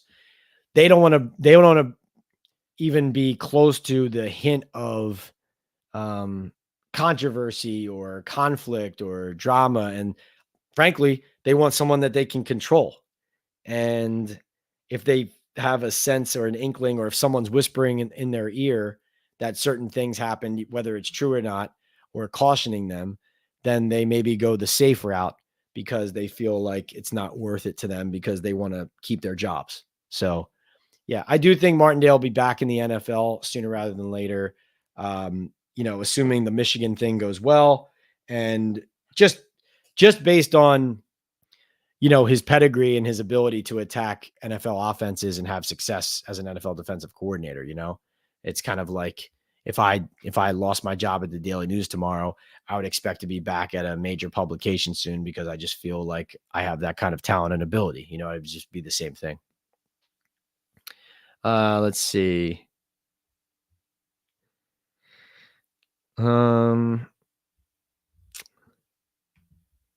Barbara says, anybody that thinks Eli shouldn't be in the Hall of Fame is an Eagles fan. Hear me, Pat. Barbara, I will say this. Growing up in Philadelphia, you didn't fear Eli Manning and the Giants. You know what I mean? Like, it wasn't a world-beating team at that moment in time. Now, obviously, eventually, Eli became what he was, which was an all-time, like, ice in his veins winner in those 2 Super Bowl runs. I mean, obviously, so, but you have to understand, like, from around the league, Eli was viewed as a guy who was very talented, but would throw a lot of interceptions, would make winning plays, but also losing plays. I mean, he's a 500 quarterback. That's what he was. But obviously, he will get in because he's made some lasting contributions, is an all-time winner in the annals of NFL history. So definitely deserves it. I mean, I don't think it should really be offensive to a Giants fan for somebody to say Eli's a Hall of Famer, but not a first ballot. Because also one thing I'm basing that on, Barbara, too, is my understanding of, I think it'll be challenging to convince people around the country. Like, I'm sure the New York writers and a lot of people in the Northeast will probably, vote for Eli to get in. But you're talking about writers from around the league, around the country, and he's viewed more as the quarterback he was throughout his career as a whole than you would expect. As a Giants fan, the 2 Super Bowls stand out to you and you're like, well, obviously he's a Hall of Famer. But when his whole resume is taken into context, that's where it becomes tricky,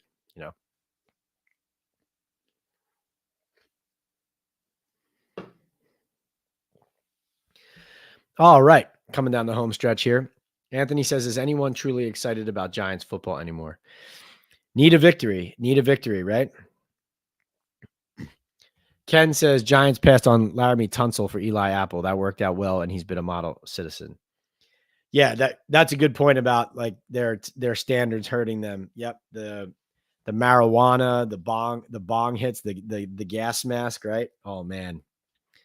Yes, huge mistake. Anthony says Eli Apple's mama is more aggressive than our linebackers. Ouch. The pain never ends. You learn to live with it, says Simeon. Facts, says Anthony. Dex deserves better, says Anthony. All right. Let's see. Chronicles wants Ridley. Entertainers likes Herb Street and Michaels on Thursday nights. Jay says, I know everyone hates Joe Judge, but I actually heard some nice stories about him writing letters back to kids. Nice guy off the field, blow hard on it. No, I like Joe Judge. I like Joe Judge a lot. I think he gets a bad rap. Definitely some things that he can learn from off of his stint as the Giants head coach that he could have done better. There's no doubt about it. But I think with a good offensive coordinator and alignment with a general manager, I think he would still be the coach today. User unknown says the Giants have been an embarrassment for a decade now, and ownership is the problem for their failure to hire the right people. And ownership has to prove that they can hire better people. I think user is one place to start. Like, to go back to your point, I think the Maras and the Tisch families, like, I think one thing they need to do is they need to make better hires. Ken says, what sucks is I doubt Neal will play enough to see his progress, making exercising his fifth-year option by May 2025 impossible. Projected option is about $15 million, which if he became a starter is not outrageous. Yeah, I mean, listen, the way that they're not using him, it looks like a completely blown pick. Am I right? Yeah, fifth-year option. I mean, we're talking about, is this guy going to play for the team again right now? All right, Barbara. Barbara says, Pat, your Eagles, what? Looked good Monday night, especially your favorite players, Barkley and Hurts, in the last minute. Wait. Barbara, first of all, hold on a second. My Eagles, this is not my Eagles. Like, the Giants are more my team right now than the Eagles. Nobody is my team. Like, I don't have a team. This is the trade-off of doing what I do for a living. It kind of sucks, in a lot of ways, to be honest with you, because you grow up a fan and you're a fan of sports, you love sports, but no, you don't root for teams. Like, I stopped rooting for teams. I told you, Notre Dame football. That's my team, Notre Dame football. I told you I root for the Rangers, right? But no, I do not root for a football team. I can't. I like sometimes rooting for my hunches, like, let's say, I don't know. Let's say tonight I thought Garrett Wilson was going to have a big game, and just kind of watching it and thinking like, all right, I kind of, I think Garrett Wilson's going to have a big day. I think I see this game the right way and how it's going to play out. And then if it does, you're kind of like cheering for the outcome to validate how you broke the game down. Obviously doing my bookie now with the partnership with my bookie, I do Pat's picks every week. So look for that on social media coming tomorrow on Friday, September 20th. But all those Pat's picks are, are really well thought out, plays by me, feeling like I have a lay of the land of what's going on in those games and what the matchups look like. And you kind of root for, you're not rooting for the teams, but you're like, you want your information and analysis and hard work to pay off and also make people money, right? So, I root for that. And then I told you this before, but I'd say this again. You root for like individual guys. Like, for example, on the Giants, I like a lot of the players on the Giants, like, I like Daniel Jones as a person. I like Darius Slayton a lot. I love Andrew Thomas. There's a lot of guys on the team. Like, I like Deontay Banks a lot. Micah McFadden's a good dude. Chris Manhertz, love working with him. There's a ton of players in the locker room that I like. John Runyon Jr. I get along pretty well with most of the guys. Evan Neal, Drew Lock's fun to talk to. Like talking to Drew Lock. So just a handful of guys there, examples, but you're killing me, Barbara. Come on. By the way, to talk a little Eagles for a second, as you brought up, that's kind of like back down to earth, right? Back down to earth for Barkley, back down to earth for Hurts, back down to earth for the Eagles. And let's face it, don't the Eagles look like they're in trouble? I mean, their defense does not look good. And it looks like they're about to face the same kind of adversity that they did late last season. How is that going to go? How is Sirianni going to handle it? How about the image of them playing Monday Night Football against the Falcons and Bill Belichick, who they flirted with in the offseason, being on the sideline in a suit? Like, I mean, talk about awkward for Nick Sirianni and company, right? But Barbara, just so you know, I hope maybe this will confirm it for you.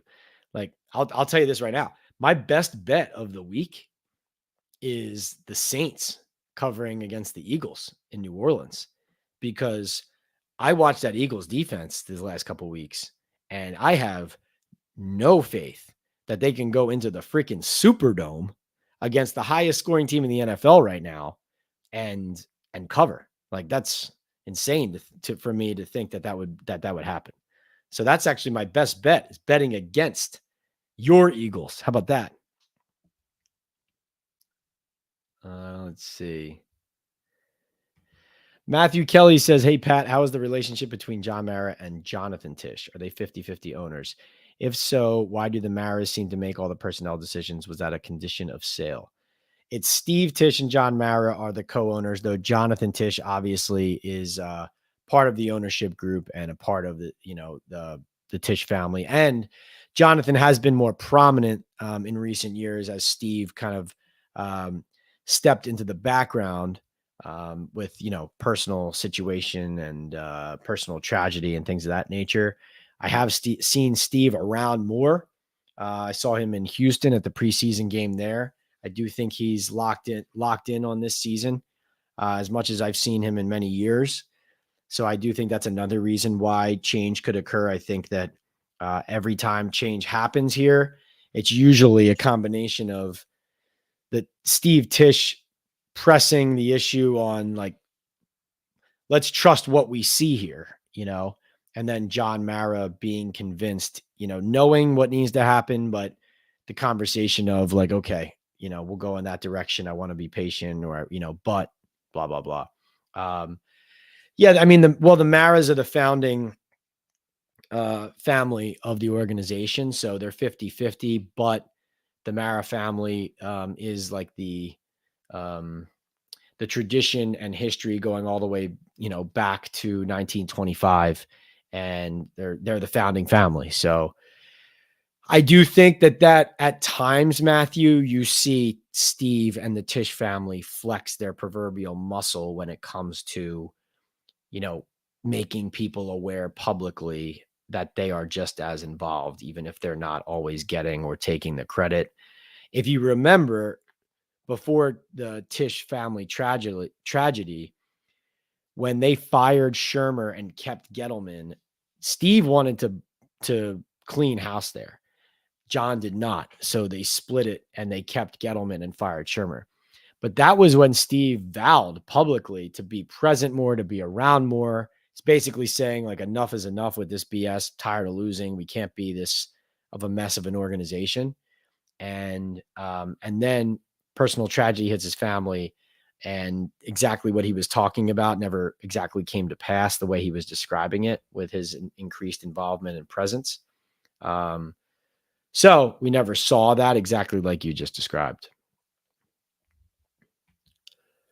Elias says, "Good evening, Pat." Elias, good to see you back again. He says, "Was looking at the division this week, and we may have the easiest game. They lose their matchups, and we win.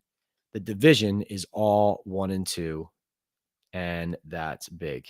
Yes, that is true. So what he's talking about is you have Giants at Browns, you have Eagles at Saints, you have the Cowboys hosting the Ravens, and you have the Commanders at the Bengals.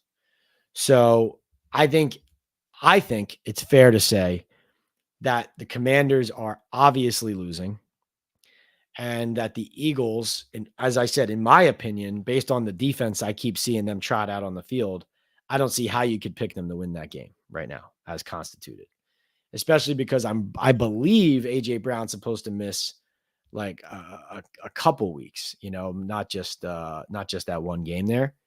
So that leaves the Cowboys and the Ravens. Now, it's funny because that's a matchup of two teams who both play better with the lead, right? Although the Ravens just coughed up a lead against the Raiders, but the Cowboys being home dogs. I mean, I like the Cowboys there.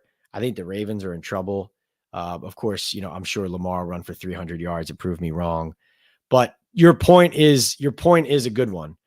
Is that the Eagles, Cowboys, and Commanders, at least 2 out of 3 look like losses in division.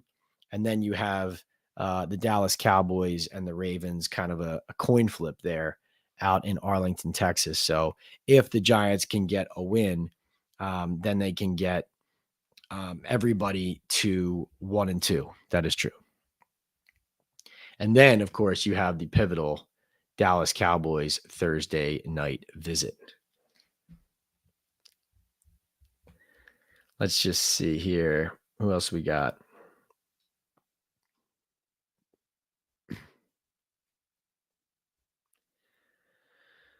All right.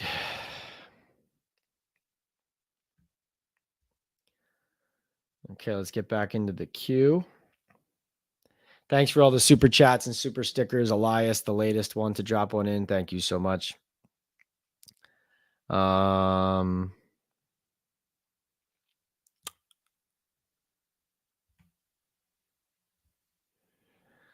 right. Steven says, when we beat the Eagles, do you think it was more the coaching seeing what their deficiencies are from their side, or more the Eagles just not playing well?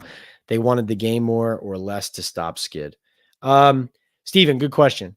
Two things that stood out to me in that game. Number one, the Eagles were a mess. Obviously, there was a lot of dysfunction going on with them, and it was translating to their lack of execution. The other thing was Martindale was essentially laying out the blueprint for everybody of how to defend Jalen Hurts, which was blitz him on his throwing side. So from his right, defense's left, pressure him on his throwing arm, force him to roll to his left and throw from that side while moving to his left. That's what he doesn't want to do. He doesn't do it as well. And Martindale did that. And then Todd Bowles did something similar in the playoff game where the Eagles got run off the face of the earth in that playoff game. Let's see.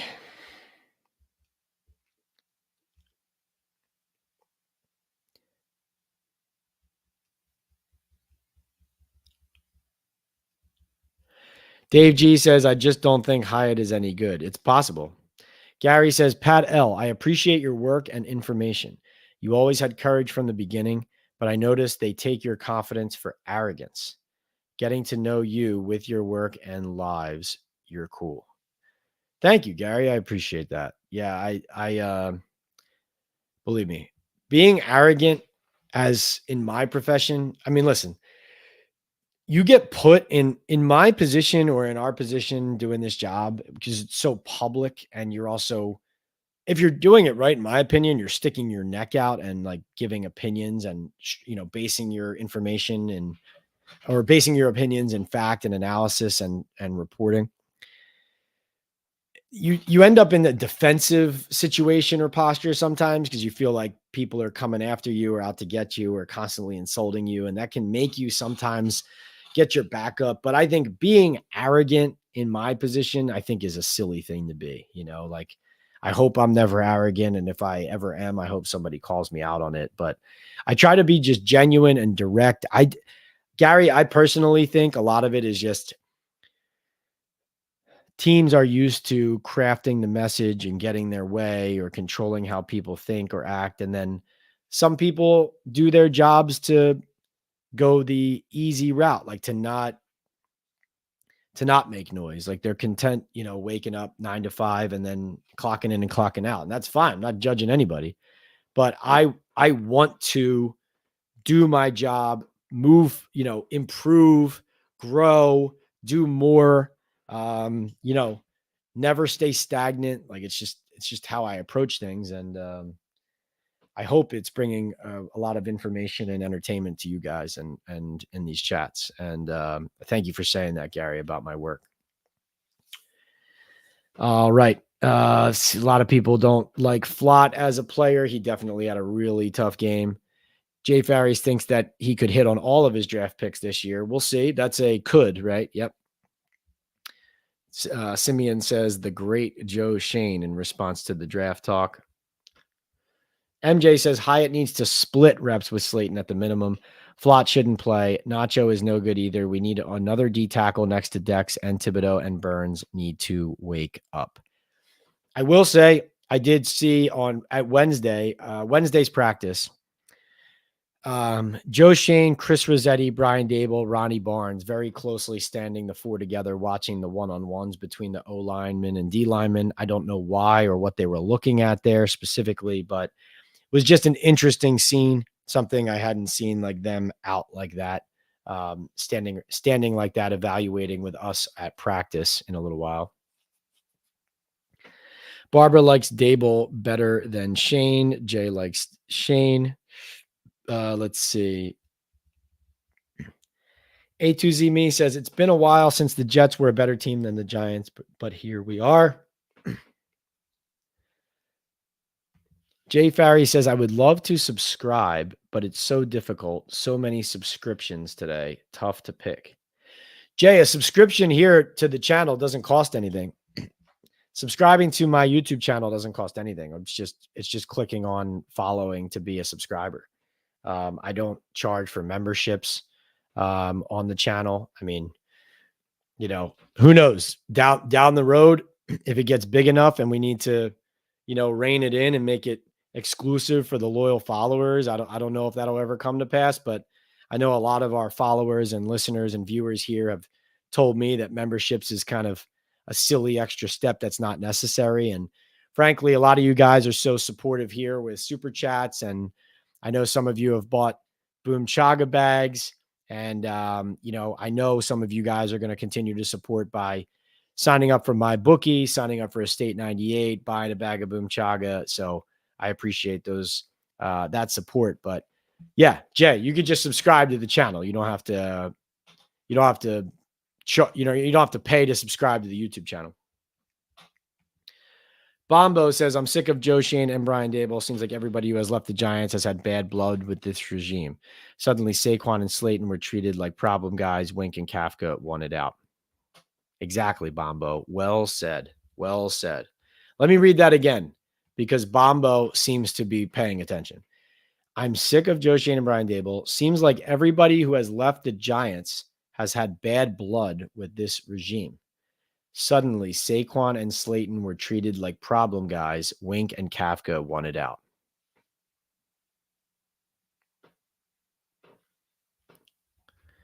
Let's see. A2Z Me agrees with the draft picks. Pat got the evil eye treatment. Yes, I did. Let's see. Farry says, I hated how Joe Shane seemed to love the camera so much on Hard Knocks and nobody else would participate with the show. Like he wants a CBS job next year. Not going to lie. Interesting. Simeon says, Dable has blockers in the press. Interesting note.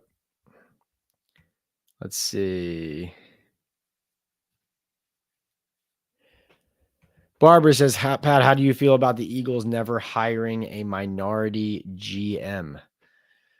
I mean, that would be something that would be overdue, right? For sure. I think Jerry Reese, I believe was the first for the Giants, right? And so, that would be overdue as well.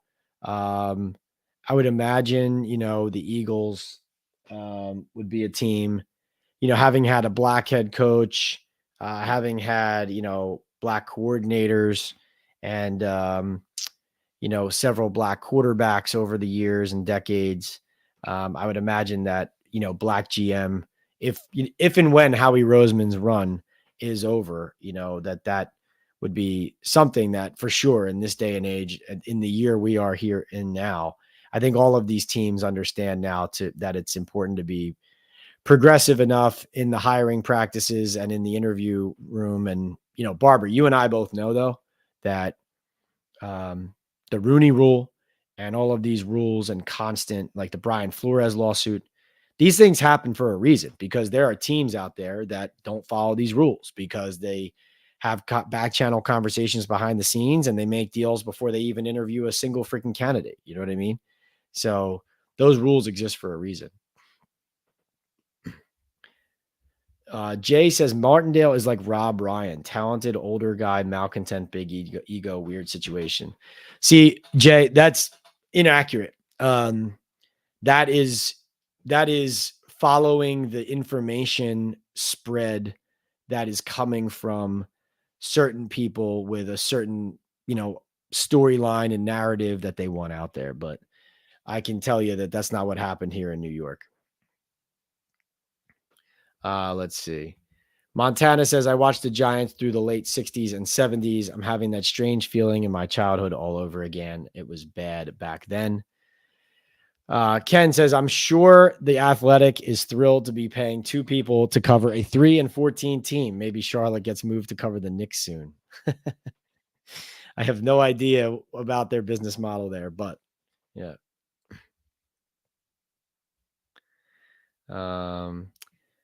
Jay says, I live in California. I used to sneak into sports bars in the 90s to watch Dave Brown and Kent Graham play. Nice.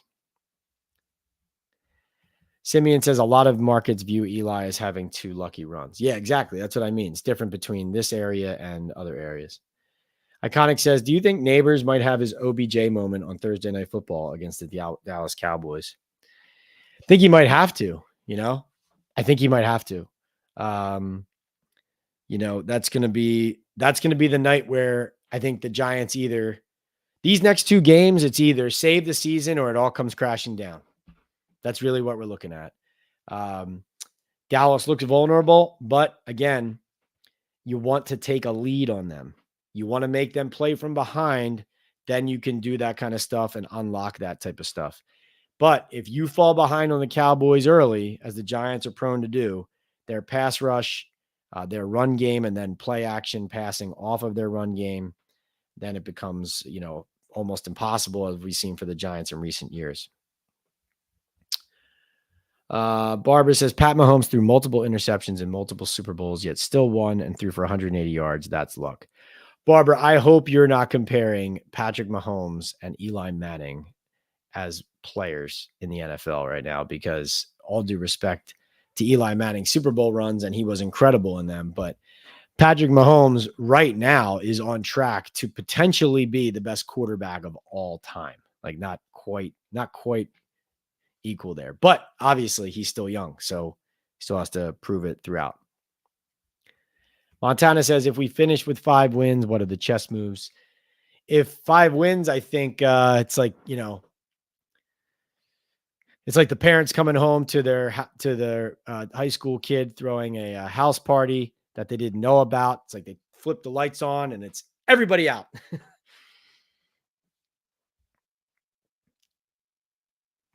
Jay says Eagles are going to nuke here in a bit. Watch. Yeah, no, I really do think the Eagles could be in real big trouble. Barbara likes Notre Dame too. Go Irish. Let's see. Montana says, how does your wife handle all the hours you work? Yeah, no, it's difficult. She works as well. But it's a team effort, us with the kids. It's both of us keeping our calendars, staying in, close communication about when one person has a call or an interview or, has to be on Zoom, let's say, or I'm doing a podcast, and making sure we're not in each other's way in that regard, but also supporting and collaborating. The late nights can be tough, but also this is a lot of times like unwind time, right? This time of night. So unwind time becomes for me just a little bit more work at the end of the day. And to be honest with you, working at the Daily News, this sometimes is like on other nights can be like research time, or working ahead and writing a story ahead of time. So, she's used to me working a lot. And let's face it, it's almost like it's a blessing that I'm home more covering football, because before we had kids and a family, I was covering the Rangers and covering any other pro sport like hockey, basketball, baseball, especially, which I never did full time. Covering any of those sports, you're on the road all the time. And so my wife and I are used to, if we have to, communicating very well while we're not in person together. But obviously, better to be home around more like I am now. And I'm just doing something remote where I'm still here and still available. So that's the silver lining. But thanks for asking. Because I know she appreciates that you guys are thinking of her. Brett says, get on that Daniel Jones train, Pat, before it leaves. Comeback player of the decade. Love the optimism, Brett. Figo says, fire everyone and get Detroit OC, please. Ben Johnson. Interesting. You guys should watch Clint Kubiak's Saints offense too now, because he's definitely a name that is getting added to the league-wide list, right? Based on how that offense is performing. Barbara says, I think there are a lot of people around here that started liking the Giants in around 2014. Well, Barbara, I'm not speaking for you, but I know for me, I think of these teams a lot, right? In my like the 90s and 2000s, because now I'm 40 years old. So I used to be the young guy, and now I'm the middle-aged guy. And there are a lot of fans that started way later than I did. But that's the other thing too. That's a portion of the fan base that's really fed up, because you are fed up if you're a longtime Giants fan who, hates seeing what's happened to the franchise. You're also fed up, though, if you're a younger fan who started rooting for the team in 2014 and you're like, what am I watching? Right. So there's different ways of being disappointed depending on your perspective.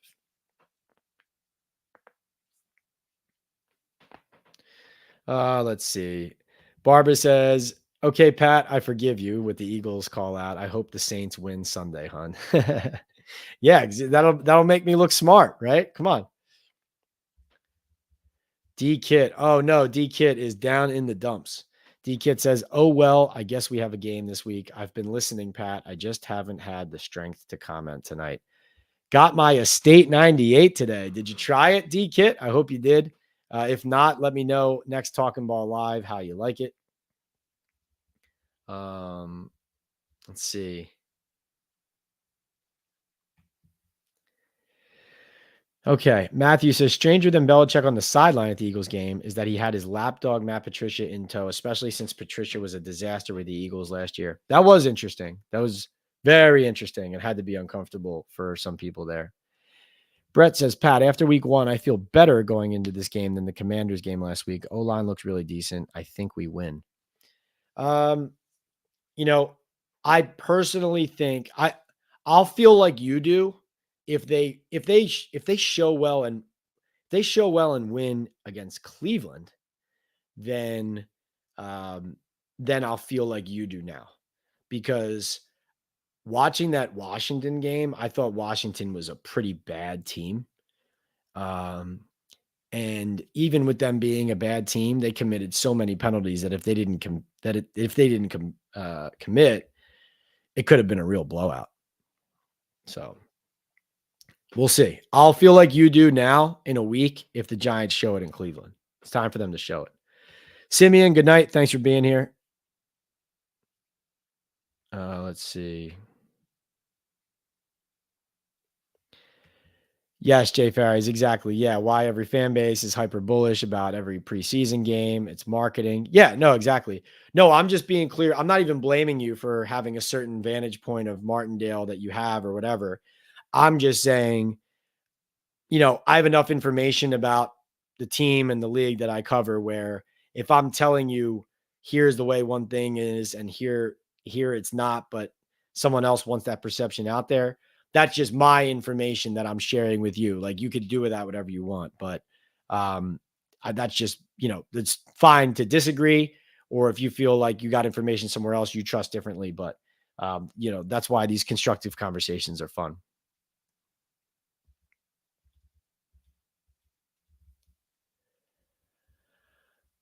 Oh, you're talking about the newspaper subscription at the Daily News. I got it. You said Big Blue Banter was trying to do a Patreon channel, paid, of course. Interesting. Yeah.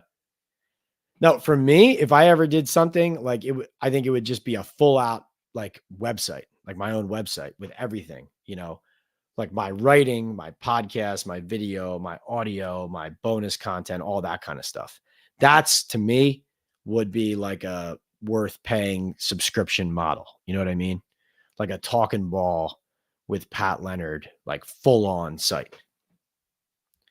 That would be if I, as you said, would it be worth it to be solo? Like that would be, the solo idea. Brett says, "Do it, Jay. Pat is the man on the inside." Yeah, no, you'd love it. I think you'll love the Daily News subscription. Let's see. Ken Peters says BJ Hill for Billy Price was another dagger. Imagine Hill next to Dex. Yes, terrible trade. Dave Gettleman not taking care of the O-line. Panic move there before the season. Jay says, speaking of a black head coach, Brian Flores was the dude. Giants fan hardcore too, no doubt. Let's see. Bill's throwing in some information in the chat there. Thank you, Bill, for like pricing and how prices rise or what you can get for a certain amount of time at the Daily News. So you can check the queue of the comments right now. Bill's educating you on what the Daily News subscription looks like online. Brett says 2 more weeks for Daboll. Shane, then I'm out. I have to keep my word of week 4. No confidence yet. Jay says 0-4 post-game questions. I don't think Pat's getting Christmas cards from G-Men players staff. If they're 0-4 after that Dallas game, everyone's going to be asking the question I asked last week. Brett says he can ask Daboll if he wears his kitten mittens to bed at night. Oh, man. Let's see. Brett says, Giants since 86. I was 10 and I'm in Delaware, the only fan surrounded by eaglets. D Kit says, bottom line is I just don't like the management or the coach and the way they run my team. It's something I've been feeling the last bunch of years. Makes it hard to root for my team. Totally understand that. Jay Farry says, I came from Germany in 1987. First thing I saw on TV was Monday Night Football. Jim Burt with a fumble 6. Been my favorite team since. Cool. Brett says, Bowen didn't adapt at all in the second half. Horizontal game and the run killed us. What happens this week? I think he ends up committing pressure and bodies to the run game. And I think it either works and they put pressure on Watson and fluster and stop the run, or it opens their secondary to be susceptible to some downfield passing, and the run game works and it kind of all crumbles. Let's see. Mark says, when the Shane Daboll regime fails or falls, I'd love to read a deep dig from you on how it unraveled. Like, how could they have been so adept at scraping the waiver wire in 2022 and so bad at drafting? Mark, great point. We're probably headed in that direction unless things turn around. But, time for things to turn around, but it has to happen now. Do you think Mara would make mid-season changes, and what might it take, says Montana? Yeah, I think with Daboll, that's possible. This early stretch run, if it continues to get embarrassing and they continue to lose and, you don't see their first win come for a while, like I think Daboll could be out mid-season. And then Joe Shane, I don't know. I mean, it's not like John Mara to really fire a GM in season. The only time he did it was when they benched Eli Manning for Geno Smith with Jerry Reese. I guess it's possible based on kind of the discomfort, like the uncomfortable situations watching Joe Shane and Mara during Hard Knocks, looking at how this team is assembled and looking how the fans are reacting. I think that's one thing people just have to stop overlooking with this is like when they say, why would people get fired? Or why would look at how the fans, and some of you, right? Look at how the fans reacted and behaved in week 1 at home against the Vikings. If it doesn't get better, imagine what that Dallas Cowboys game on Thursday night could become for job security. Matthew says, Pat, what do you think of these Thursday night games? Rarely seem to be competitive. Um, yeah, I mean, I like as a football fan that football is on an extra night. That's what I like. But yeah, the not being on is or not being competitive is obviously not fun for any job. Sunday game, Sunday night game, Monday night game, Thursday night game.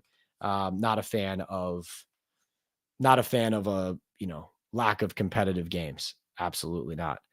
Um, Also, frankly, I think I belong on a broadcast like that. Like I think when the Giants and Cowboys are here next week, I think I should be a part of their broadcast. And so these broadcasts, I'm a little tired of seeing them without me on it because I think I should be on them. That's just my opinion. D Kit says, Pat, you have to be really bad at your job to create the reasonable perception that you are fighting for your job entering week 3. That's quite an indictment when you really think about it. 100%. And again, D Kit, it is, and you and I both know this. This is about, it's not week 3 of one season. It's week, I don't know how many weeks it is, but it's year 3, right?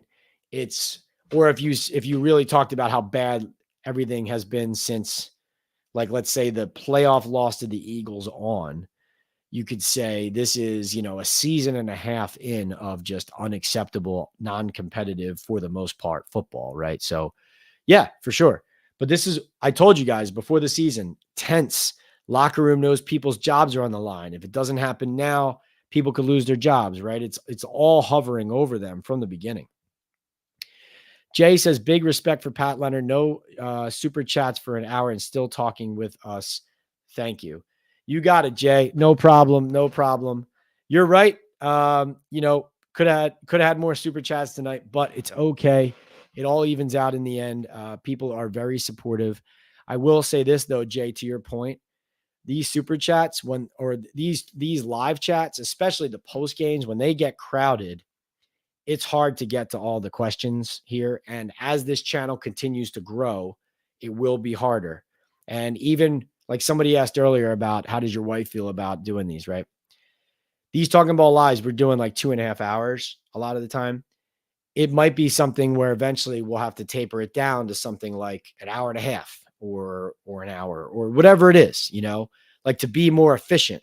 And so when those things happen, whether it's too many people in a chat in post game or whether it's starting to shorten them just to be more reasonable about it for podcast purposes, for life purposes, then that's when you're talking about you got to pay for a super chat or else you might not get your question asked. Like, so we will get to that point. We have gotten to that point. Like, I think after the first regular season game, that's what we saw. It was just I couldn't get to everything. So it was super chats and that was it. But I appreciate it. And yeah, no problem. No expectations. Jay, to be honest, super chats are great, but I also it really helps me if anybody who's listening or watching or tuning in, buys a bag of Boom Chaga with that code on the subscribe and save, the Talking Ball 25, buys a buy one, get one free order of Estate 98 with that Estate 98 link and the Talking Ball Estate 98 link, and signs up for an account with my bookie. Like, those are the things that tell the sponsors who are supporting the channel that it's worth it because the money's coming back to them. And that's the most supportive thing of all. But the super chats are amazing and I really appreciate it. And it helps live in the chat. And I really can't thank you guys enough. I say this all the time, but I love doing this. I love doing this and I love collaborating with you guys. D Kid says, good night, Pat. I need a break. Thanks, bud. And he checks out with a $10 super chat. D Kid, thank you so much. As always, he says, how about a win on Sunday? Wouldn't that be nice? Wouldn't it? I'm dying for one too, D Kid. Seriously. Ken Peters checks in with $5 as well. Ken, been a good contributor to the chat tonight. I really appreciate you. Thank you for weighing in with that. Thank you so much, guys. Michael says, good evening, Pat. Question, who do you think is to blame here, Dable or the GM? I think it's both. I think the roster isn't good enough. There are clear deficiencies. Corner, interior defensive line, Still want to see if this offensive line is for real, right? Against a D line like Cleveland's. I think the offense is limited, right? Limited options. Can they run the ball effectively, consistently? Uh, personnel mismanagement with the Graham Gano kicker situation, game day roster decisions and management. Obviously, the poor drafts for Joe Shane for the most part. And then Brian Daboll with game management issues, losing games that the team should win, and also the defensive scheme feeling like it's not putting guys in the right position. Let's see. Brett says Wandale and Theo Johnson should get involved a lot more this week. I wish Hyatt would get a shot. They definitely have to spread the wealth a little bit, because here's one thing about this game that everybody should know. The Cleveland Browns are not going to let, the Giants force feed Malik Neighbors like that. They're going to have to use more options. And I think with the running game probably not being as effective against the D line, again, they're going to have to open up guys like Wandale, Theo Johnson, use those other weapons. Brett, I think you're absolutely right. Let Jalin Hyatt out, let him run, let him stretch those legs. You know what I mean? By the way, guys, on my audio feed. So if you subscribe to the channel, Talkin Ball with Pat Leonard on Spotify or Apple or wherever you get your podcasts, I went on the Dog Check podcast. It's a Cleveland Browns podcast on the Believe Network with Eric Metcalf and Spencer, the host there. So it's Spencer and Eric. And I talked, and it's like an X's and O's kind of full-fledged, well-rounded Browns Giants breakdown of the game from both of our ends.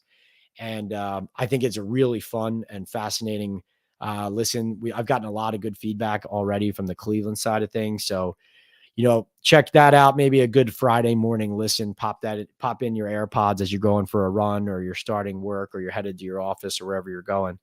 It's the Dog Check is the name of the podcast, but you can access it, like I said, through my audio. If you subscribe and you're downloading my podcast there, you'll see it should be at the moment the top podcast there. Let's see. Brett says, Pat, I'm just glad people weren't calling for DJ's head all week. He's starting to relax back there. Yeah, I hope that continues for him. Let's see.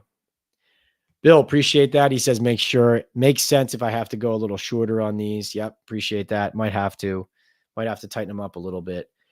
Jay, Estate 98 is a coffee concentrate. So basically it comes in a bottle, and you put like a tablespoon in a glass with ice and put water in it and stir. And it's so potent and consolidated, the coffee in that little concentrate, that makes a full cup of iced coffee. And so you can also use it for mixers, like for espresso martinis and stuff like that. I think you'd really like it. If you were the GM, would you have made a Barkley deal work? Montana, yes. I mean, I did agree that it was like you needed to draw a line in the sand of how far you were going to go. But I also thought Saquon was worth more to the Giants as constructed as a team than other teams. Like without him, what were they versus if he went to other place as like a luxury piece, right? I thought they needed him more than somebody else. Also, if I were the GM, I tell you what I wouldn't have done is alienated him and ostracized other players observing how I'm handling that situation in the process, which is really the big part of it. Jay says, damn, Eric Metcalf could house anything in the day. Yeah, I told him that too. Hell of a player. All right, so guys, remember, we are sponsored here by Estate 98 Coffee, and all natural specialty coffee with no sugar, convenient for on-the-go coffee drinkers. Go to estate98.com/Talkin Ball to get a special buy one, get one free deal. Also sponsored by Boom Chaga Mushroom Super Drink, a natural extract loaded with anti-inflammatory, immune-boosting antioxidants and heart-healthy compounds. You can easily pour this natural liquid supplement into any of your favorite drinks. I put mine in my coffee every morning and immediately feel the difference. I personally have felt a post-workout like energy boost with Boom. Chaga also has the ability to lower cholesterol, reduce inflammation, and improve immune and heart health with its beta-glucans and antioxidants. Go to boomchaga.com today to place your first order. And if you use the discount code TalkinBall25, or access it through the QR code on your screen, you'll get 25% off your first subscribe and save order. Right now, that means a month's supply costs you only $30. Start feeling the difference today at boomchaga.com. And finally, MyBookie. MyBookie is celebrating its 10th year anniversary, and they're rolling out the red carpet here for bettors, risk-free Thursdays, and then special promotion. Get it now on my bio on X, Instagram, TikTok, YouTube, you name it. Click on the MyBookie link in my profile. And when you get to the cashier, set up your account and enter the promo code PATSPICKS, PATSPICKS. And you will get this special promotion. Deposit $50 or more, and you will get 100% match from MyBookie up to $1,000. Plus, you'll get one $10 casino chip to use in MyBookie's casino as well. If you're already a MyBookie member, they also have a new loyalty rewards program called MyBookie Plus. The more you play, the more you earn, you progress, you go through tiers and unlock exclusive promotions, epic giveaways, and cash back into your account. MyBookie is here to help you cash in on every single big moment. Make football season a winning season. MyBookie, bet anything, anytime, anywhere. Let's see. Jay Farry says, sign me up for everything. Jay, please go and just try one of everything. If you try the Talkin Ball 25 code with Boom Chaga, the MyBookie Pat's Picks, and the estate98.com/Talkin Ball, huge support for me. Thank you so much. Thank you for all the super chats as well. And right before I get out of here, I'll answer these last few questions. D-Kit says, I meant to ask, was Simmons' personal day non-football discontent related as far as you know? I forgot to ask. I don't know that, D-Kit. We talked earlier about this. I said, I know Simmons lost his best friend from Clemson a couple of weeks ago. I don't know if it has to do with that. I know he was broken up personally about that big time. Was kind of putting on a strong face and maybe facade, but could be hurting. Might have been services related to that. I don't know. Obviously, though, his discontent with his playing time the first week and then playing, but in a limited fashion last week, could be related to that. I mean, he was at practice on Wednesday and then not there, right? So continuing to do work and research and reporting on that. Montana says, I can't blame Brian Daboll for the kicking issue last week. Hamstrings can pop up anytime. No, I totally disagree with that. Groin injury, he was banged up, and I blame Daboll and Shane there as well. Also, you need a contingency plan. You need to help your team, protect your team. Ken says, do you think Shane or Joe Douglas will ever get another GM job if fired this year or next? No. Socrates says, I don't know about anyone else, but to me, it kind of looks like the O-line is way ahead of the D-line in terms of performance. O-line coach seems like he's got his guys operating like a unit. Socrates, I would agree with that. I agree that the O-line looks like it is being better coached than the defensive line right now. I think that's a really good point. I do want to see them do it one more time here against a really good defensive line in Cleveland to confirm what we saw starting to develop in Washington is for real. And that's what Chris Manhertz told me. We can get out on this. So D-Kit says, irony of the year, wide receivers, O-line, and QB, not the root of the problem right now. Well, that was week 2, right? Week 1 was another story. But we'll leave you with this. Chris Manhertz told me, the tight end, who is a big part of their plan, right? On the field a lot, blocking a lot, big part of what they do. Chris told me that the best teams he's been on, they don't overreact to results. They don't respond to outcomes. They stick with processes. And he said that on offense, it's important to have a bread and butter, something that you can go to, that you know you can rely on, and that you know can help open up the rest of the offense. And for them, he said, that's the running game. And he said, we did it in Washington, but the good teams do it again and again and again.